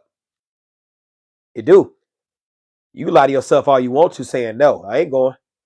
It take trust to fuck. You may not think so because you were drunk. You said not when you're numb and masking. Yeah, it still take trust. It still take trust. Even I didn't say how much trust, but it still take trust. Oh yeah, you giving up some security to get that ass and to give it. It take trust. It take trust for sure. You can lie to yourself and tell it take trust. Oh, for sure it take trust. It take trust. People in trauma, that's the first thing they do is they go to trust and shit. Why? Because they're in trauma. Let's go to my example. Oh, do do do do do do do do do do do do do do do do do. We got a gunshot wound victim coming in. We got a gunshot wound victim coming in. You're a gunshot wound victim. You're a gunshot wound victim. Here we go. You trust that I'm a doctor? Do you trust that I'm a doctor? Come on. You in trauma. You're in trauma. Do you trust I'm a doctor? You pull up to the ER. Somebody drove you to the ER, right up the emergency ramp. You trust I'm a doctor? I look like one, so you trust I'm a doctor. I have no doctor degree at all. You said I'm gonna trust you can remove the bullet. That may be possible. Here we go. I'm gonna bring out that tool. You ready for me to remove? I can't do it. I can't do it because TikTok may see it and they may think it's a weapon. They may ban me. I ain't got time. You trust I'm a doctor? I look like a doctor. You don't have time to verify. Just me. Hunter said, fake it to you. All right, here we go. You ain't got time. That's the wrong tool. You don't care. You don't care. You said no name tag. You ain't thinking that far through. You in trauma. You ain't thinking that far through. You in pain. You about to die. You ain't thinking that far through. You lying to live. And this is what happens when you are in trauma. If a person looks the part, they smell the part, you automatically trust it. Targeted, tentative, transactional, trusted. A person in trauma rushes to trust because you're in trauma. Because people in trauma lack in 5 skill areas. Security, a person who's a gunshot wound victim doesn't feel secure. A person in trauma who's a gunshot wound victim isn't patient. A person who's in trauma who's a gunshot victim, they aren't loyal to anybody else but themselves. A person in trauma, right? Here we go. They can barely communicate. Maybe an ouch and an E and it hurts right here. Their communication and it could be slipping in and out of consciousness, right? A gunshot wound victim, what kind of follow through they got? They couldn't even put on their tourniquet, maybe. Does this stuff make sense? Right? Here we go. The heuristic. What is a heuristic? It's a mental shortcut. We judge by what we see. And so you think because this person looks like this, ergo they are that. Because you don't have the patience. You don't have the patience to find out. You don't even have the patience. How many of you all can say you're not patient with yourself? Sound off in the comments as I take this off. How many of you all can say you're not patient with yourself? How many of you are hard on yourself? Your perfectionist parents made you beat up on yourself because you're not getting it right the first time because you had to get it right the first time with them or they punished you. How many of you are impatient with yourself?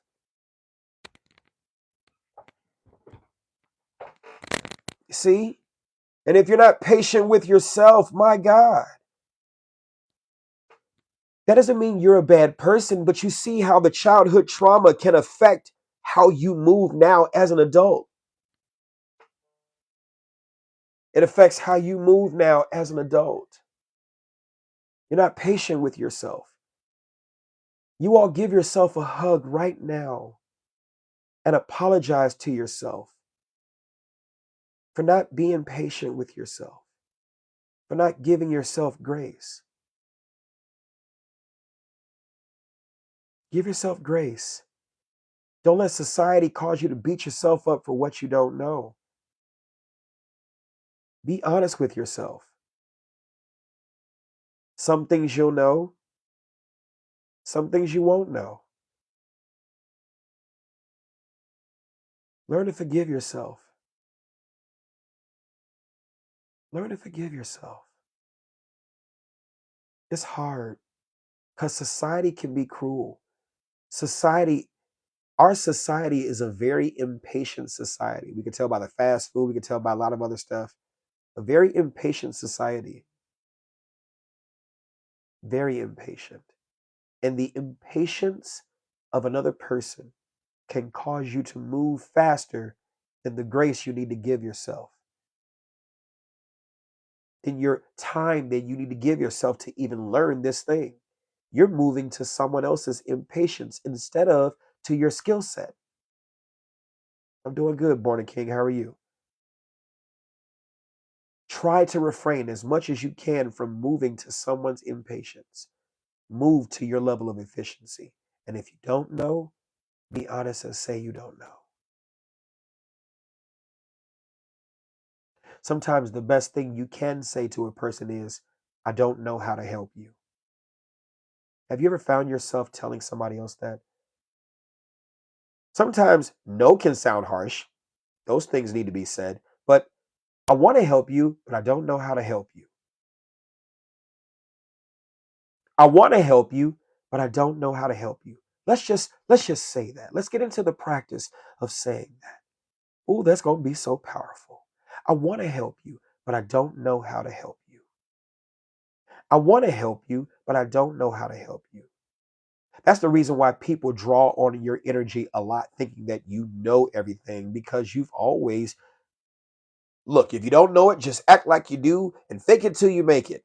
No, no, no, we don't do that. No, we don't do that. We don't do that. We don't do that. We do not do that. I want to help you, but I just don't know how. I just don't know how. Does that make sense? What are your thoughts? Oh, I said I was going to get to that word submission.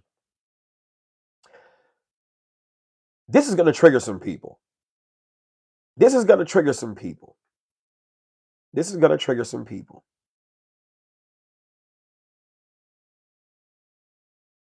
Leadership guru John C. Maxwell said this about leadership.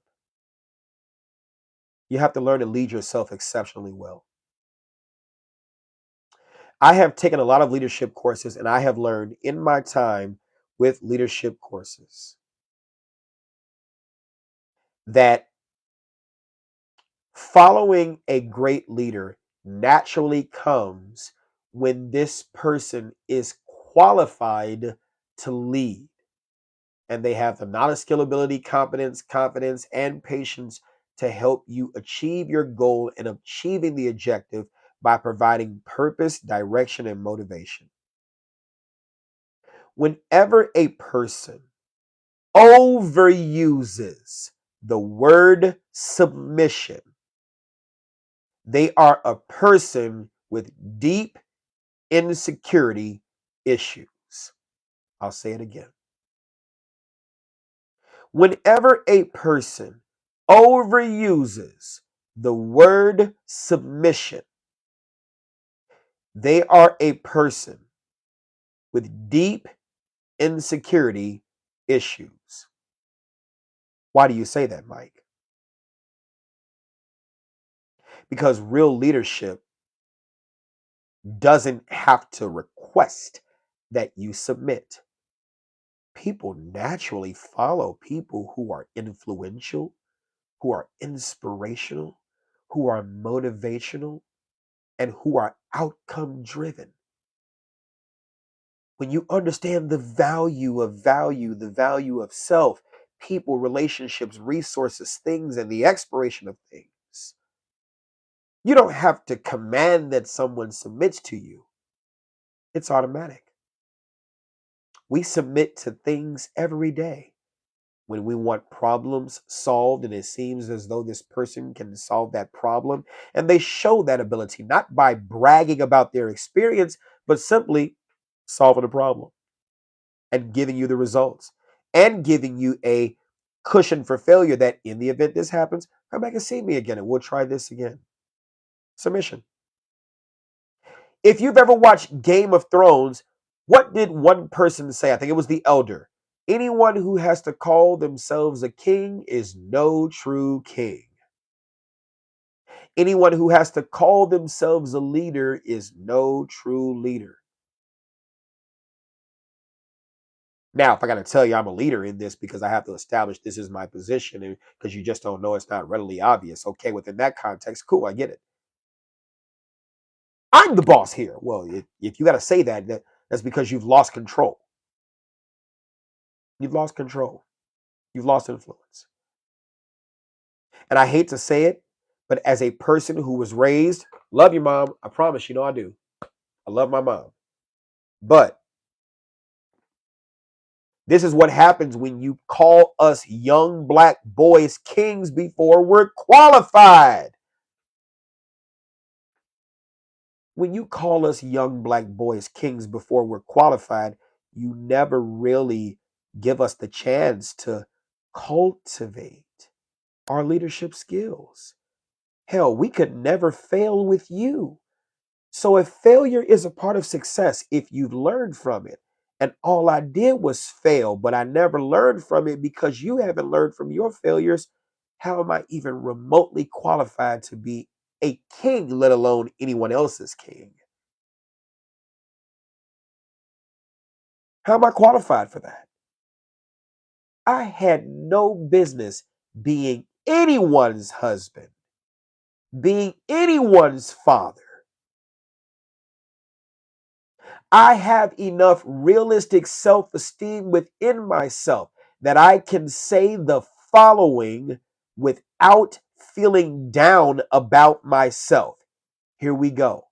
I am a failed husband and a failed father. The reason I'm saying that is because I was set up for failure. When parents don't ensure that their sons are qualified as husbands and fathers, you set your sons up for failure. In the military, we call them Blue Falcons. And I have high confidence and self esteem about myself. So I'm not putting myself down by saying the truth. A failed husband and father. And when I began to evolve and learn more, my family did not have the history and the habits and the patterns for the patience for my evolution. So when I evolve, it's too late.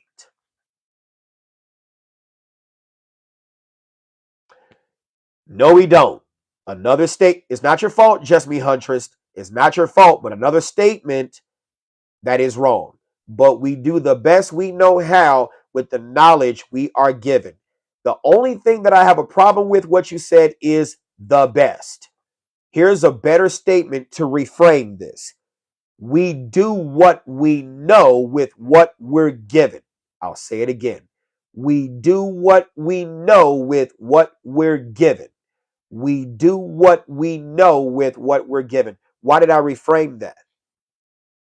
Because when you say we do the best is a grade that you are giving yourself.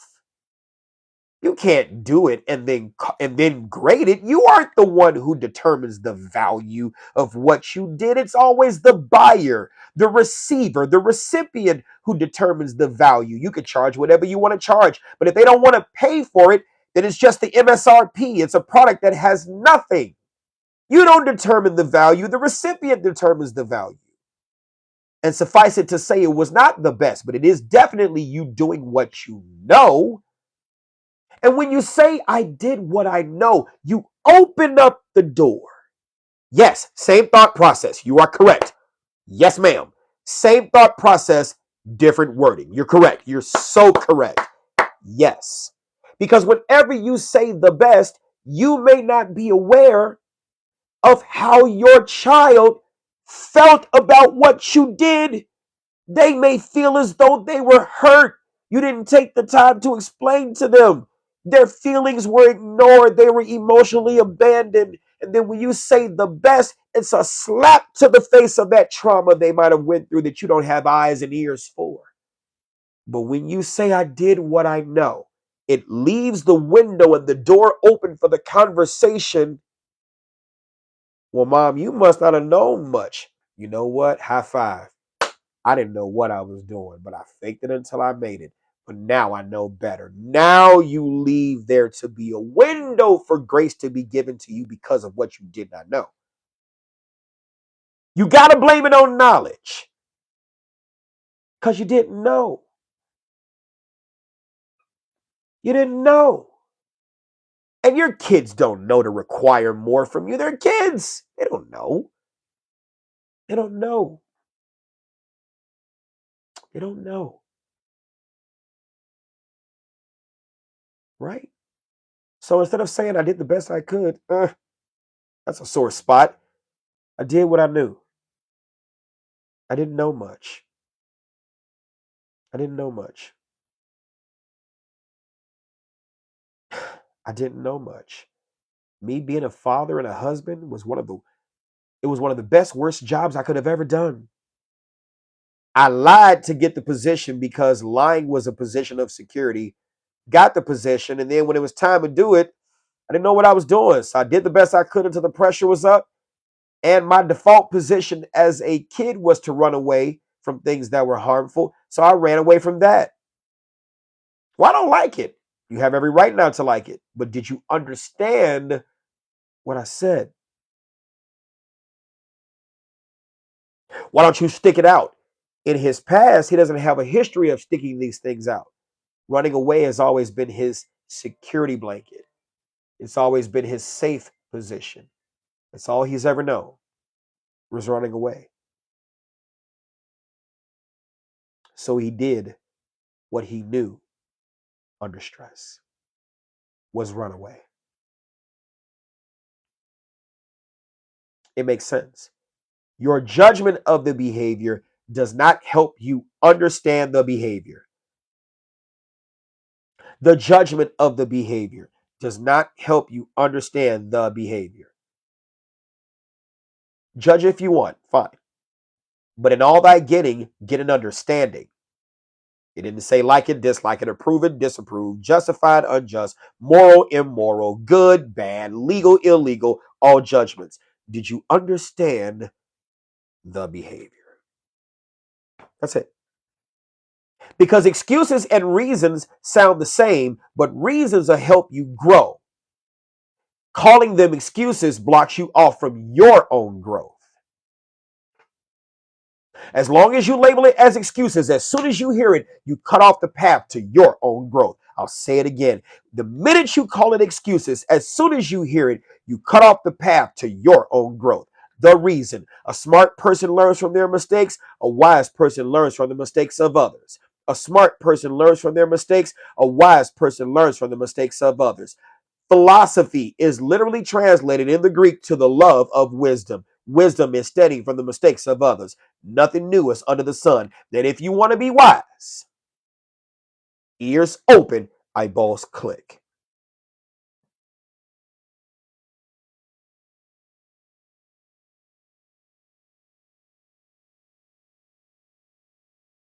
Oh, I'm going to save it. I'm going to save this whole live, download it, and I'm going to go right to my page, Dad, I Wish I Knew. So it's going to be on my YouTube page, Dad, I Wish I Knew.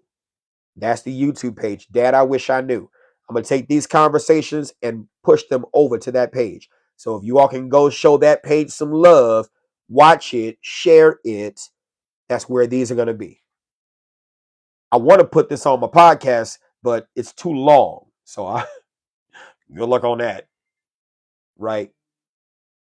All right. I got to go on ahead and cut this live so that way I can go on ahead and answer these calls. I've been missing a bunch of calls doing this. This was so important. What are your thoughts about what we talked about? Tell me your thoughts. And then we'll go on ahead and let this go. And I just followed you, India. I want to say India. Yeah, I just followed you. When you are evolving and the partner in the relationship says, I'll forgive, but it's thrown back up, I'm going to tell you why. Let's go ugly on ugly, ugly on ugly, ugly on ugly. Let's go. Hey, AJ Stacks, this is why they throw it up. Ugly on ugly. UGLY. And I've already been talking about it, but let's go. Right? UGLY. The U is understanding. I need to understand about this person, what skills they have, what skills they don't have, right? And this is whenever a person exhibits ugly behavior, right? The G is once I understand where they're skill deficient, I'm going to give them grace. I don't want the apology because they're apologizing about something that's not really in their control, yes or no. They haven't been taught. So people do things irrationally when they haven't been taught. It's a fear response. So I'm going to give them grace, right? I'm going to see if I'm qualified to teach them. If not, recommend them to learn, kind of follow up with them if I need to follow up with them. And then I'm going to leave whatever they did in yesterday because I understand the behavior. I understand the behavior. I've given them grace for it. I tried to see if they were able to learn, and if they learned and learned from the failure, then I'm going to leave it in yesterday. The person who forgave you, they could have been forgiving you because the forgiveness was habitual. Sometimes people forgive and they don't even know what the hell they're forgiving, but it just sounds good to move on. It sounds, but they don't understand what they're forgiving. They don't understand the motivation that influenced the behavior. Motivation is defined as the biological, emotional, social, and cognitive force that activated behavior. Was it sad hats? What is SADHATS? Sad hats. Was it stress that made you act this way? Was it alcohol that made you act this way? Was it drugs that made you act this way? Were you hungry that made you act this way? Was it anxiety that made you act this way? Were you tired and it made you act this way? Were you sick and it made you act this way? Sad hats, all biological. You're operating out of the primal brain, the primal, the animalistic brain. So I understand you were going through something physiological, Maslowian. Your needs weren't being met. So that's why you acted this way. It's easy to forget it once you get a Snickers. It's easy to get it once you get some food. It's easy. So I understand the behavior. I'll throw it back up in you, right? What was it that caused you to act this way? Was it emotional? Skills over feels. Your feelings are high because your skills are low. When we make your skills go high, your feelings can go low. So let's teach you, right? Was it social, culturally, societal pressures beating down on you that made you act this way? Your behavior is not excusable, but it is understandable. Uh-huh. Or was it your thought process? What were you thinking? Stoic philosopher, I believe it was Epictetus or Marcus Aurelius, one of the two, said sometimes our thought of the thing is greater than the thing itself. Has any of you all had, oh my God, this is so bad? And then when you get in it, oh shit, it wasn't that bad. Your thoughts took over and shit just, wow. And then when you got into it, oh, it ain't that bad. And then you begin to operate in a level of comfort, a level of confidence. You get it now. Our imaginations can run wild when we don't know. People fear what they don't understand. Uh-huh. When you begin to understand behavior, it's easy to give grace and it's easy to leave it in yesterday when I know what influenced what you did. And so if this person apologized, but they keep bringing it up, somewhere there wasn't a true understanding. Dad, I wish I knew. KNEW. That's a new YouTube channel that I started for the purposes of talking about stuff like this. Dad, I wish I knew. right? And so they're apologizing about something. And then here we go. You've heard people say this. Forgiveness is not just for the other person. Forgiveness is for you so that you can move on. My past is not my past is my past. I don't live there anymore. I'm in a new space. That's just the shit that you say to move on when you really don't have time or the knowledge, skill, ability, competence, and confidence to truly take the time to understand what you're even doing, what you're even forgiving, what the issue really is. And so forgiveness honestly could be a band-aid over a bullet wound. And as a person who's investigated homicides, I can tell you this isn't like the movies. Person gets shot, blood pack spurts out. Ah, yeah. What is it? You said, did I miss what the L was? Learning, understanding, grace, learning, and yesterday, right? Understanding, grace, learning, and yesterday, leaving whatever they did in yesterday. That's when a person exhibits ugly behavior, right? But bullet wounds, that person could be bleeding internally, but you put a band aid over it. Hey, I got your payment. I'm busy right now. Let me call you back, okay? Okay, thanks. Yeah. All of a sudden, you thinking you're putting a band aid when in fact, that bleeding is internal and you can't see it. So the apology you could be giving, the forgiveness you could be giving, could really be a band aid over a bullet wound. You're good, just me, Huntress. You're good, right?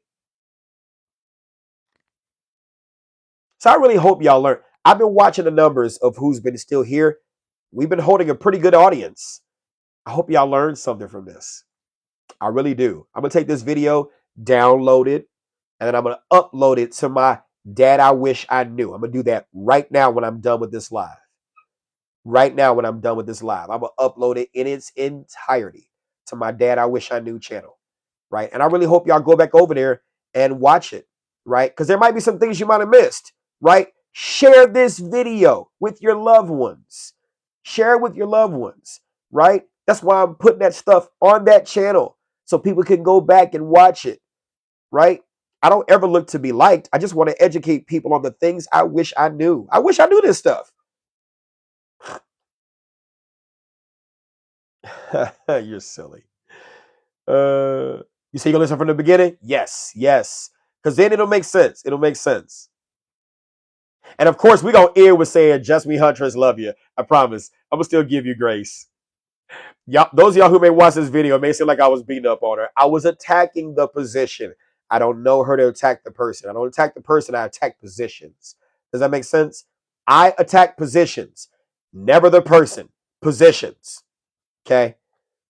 All right, y'all. Let me get up out of here. You silly, Courtney. Yeah, yeah. And send me that message, please. Okay. Let me get up out of here. Got a bunch of calls to return, bunch of things to do. I'm almost done. Oh, did I say I was gonna show y'all? Hold on. I'm not gonna let y'all go yet. Hold on. Look, I pulled up the emails. Oh, honey, I got the rings. Is the picture here? I don't know if I want to save. I'm gonna save that one. Are the rings here? My ass. Big mentoring on the. Can I call you right back? I'm gonna call you right back. Okay. All right. Here we go. I gotta sit there and show you these rings. I thought this is, oh no, that's the reply. 6/5 of 2002. When I tell y'all I married her in a month and a half, let me show y'all this. Let me start turning the camera around. I gotta get back to that. Oh, I miss you so much, honey. I can't wait to see you. I can't because I don't want to put the name up there. But it was from 6/5 to when I started emailing her all the way up to 7/11, your new wife's address. That's where we got married. 7/6/2002. Man, I'm telling you, that was trauma. And there's no shame, no judgment to her. She is not a horrible person at all. We were trauma bonding. You know what I'm saying? So when you get to evolution, you get to a greater space in your life to where you can sit there and give the person you were married to or in that relationship grace. Because They don't even know what they did. They may not even be honest with the trauma that they were in. They may be still be lying on you to someone else to secure what new trauma bonding relationships they're probably in. You just don't know. You just don't know. I'm telling you. I'm telling you. I'm telling you. They could be lying on you whole time. I gotta find this email from all the way back in the day. I'm gonna show y'all this doggone wedding ring because I took pictures of them and sent it. I'm gonna show y'all this. This was so. What my mouse at? Oh, there it is. I'm gonna show y'all this. This was so much trauma. Let's see how far back I could go.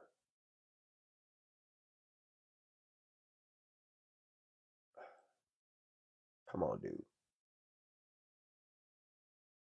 You talking about 2002, and y'all know. Now, you know what? You're right.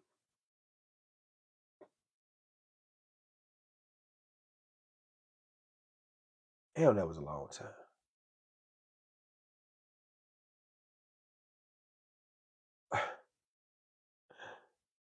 Damn.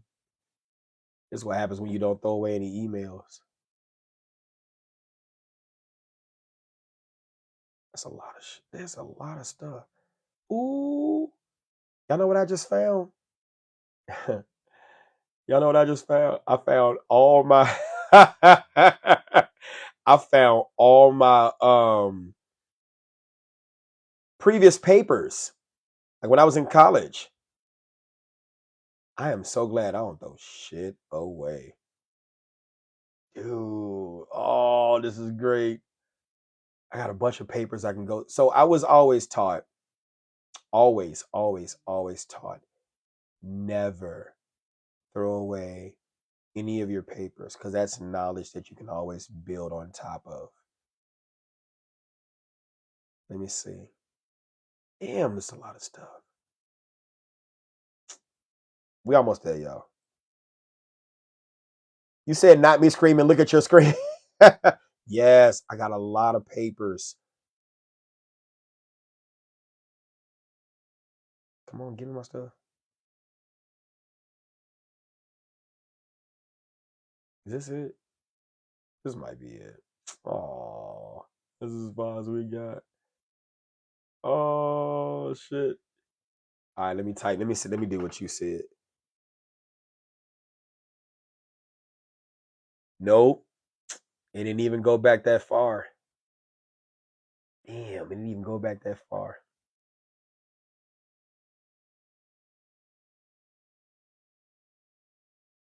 Nope. Damn. It didn't even go back that far. Shit. Nope. Nope. It didn't go back that far. I tried. Damn. But this is why I don't throw that stuff away. I don't throw that stuff away because let me tell you this. Sometimes you need to be able to have the evidence to be able to tell your story. Does that make sense? Like if I was to sit there and tell this story or whatever the case may be about how the things came to be, but I didn't have the evidence to be able to show that there was a conversation that happened between us and how it evolved and we were trauma bonding and look at how fast. See, if I told people we got married just that fast, oh, I did. That's why I was able to find it. Yeah, I got a folder for that. That's how I was able to find that so fast. I thought I had the pictures of the rings and stuff. But to be able to tell people that, oh, you're lying. Oh. Right here. Oh yeah, to the conversations. Oh, it was trauma bonding so quick, so fast. Already called each other husband and wife. Oh my God. Man. And that doesn't make her bad or me bad. It's just that's trauma bonding. And if you don't tell your kids that, they're gonna get into the same kind of relationships too. Trauma bonding.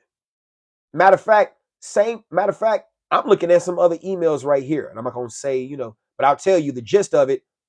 When we were having issues, the fights. Oh man, bro, fucking fights and the conversations and trusting and the lack of trust and how could you not trust me and oh,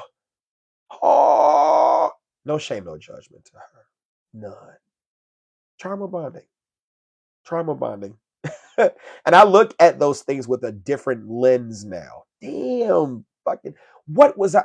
Come on, y'all sound off in the comments. What the fuck was I ready for at 20?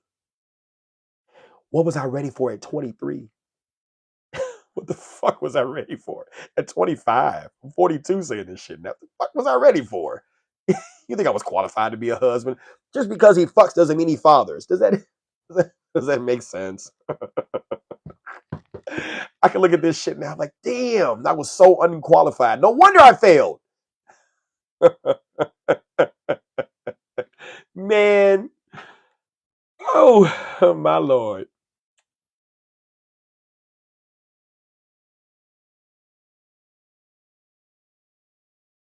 Man. This is something. This is really something. Just to be able to see this stuff. And it really makes you appreciate. It really, really makes you appreciate the stuff that you've been through. It does. All right, y'all. Let me get up out of here. I'm having too many sentimental moments. I'm looking at my pictures of my son and my daughter. I got 4 kids. My 2 that. Here we go. And here's another thing too. Marry before you carry. Y'all stop with these societal sayings that don't measure up with the real world. You know you can still marry before you carry and still end up in bullshit. So marriage, ipso facto, in and of itself, is not automatically a fixer. It's not.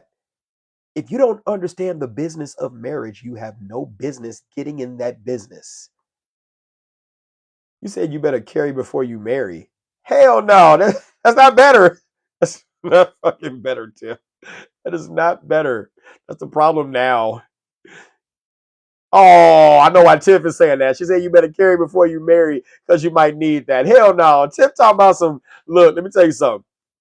Premarital agreements, I am all for. Premarital agreements, if structured right, they cover a great percentage of what you could lose in a marriage, right? Premarital agreements don't have nothing. Not that kind of carry. Oh, they don't have nothing to do with when you have a child. The minute you have a child, that is a separate contract unto its own. And I'm not talking about carry. You're right, though. You better carry before you marry. In that context, you are exactly correct. You are exactly correct. You are exactly correct, Tiff. She had to bring that shit back. You got to put a context on carry when you say stuff like that. You better carry before you marry. You're not wrong. Oh. No, these are some cute pictures of my kids. Yeah, you better carry before you marry. My ex would use me to carry because he said I might use it on him. Wow. All right, y'all. I'm gonna get out of here. I'm gonna upload this to the page that I wish I knew. You said I would have never guessed 4 kids. Yeah, I got 4 kids. 1 son and 3 girls. Yes. 1 son and 3 girls. For sure. For sure.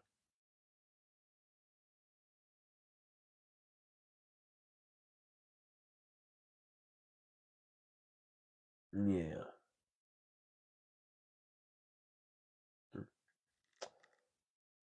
Yes, yes, yes. All right. Y'all take care. I'm gonna upload this on my page, Dad. I wish I knew. Take care. I'm gonna come back live a little bit later. I got things to take care of though. See ya.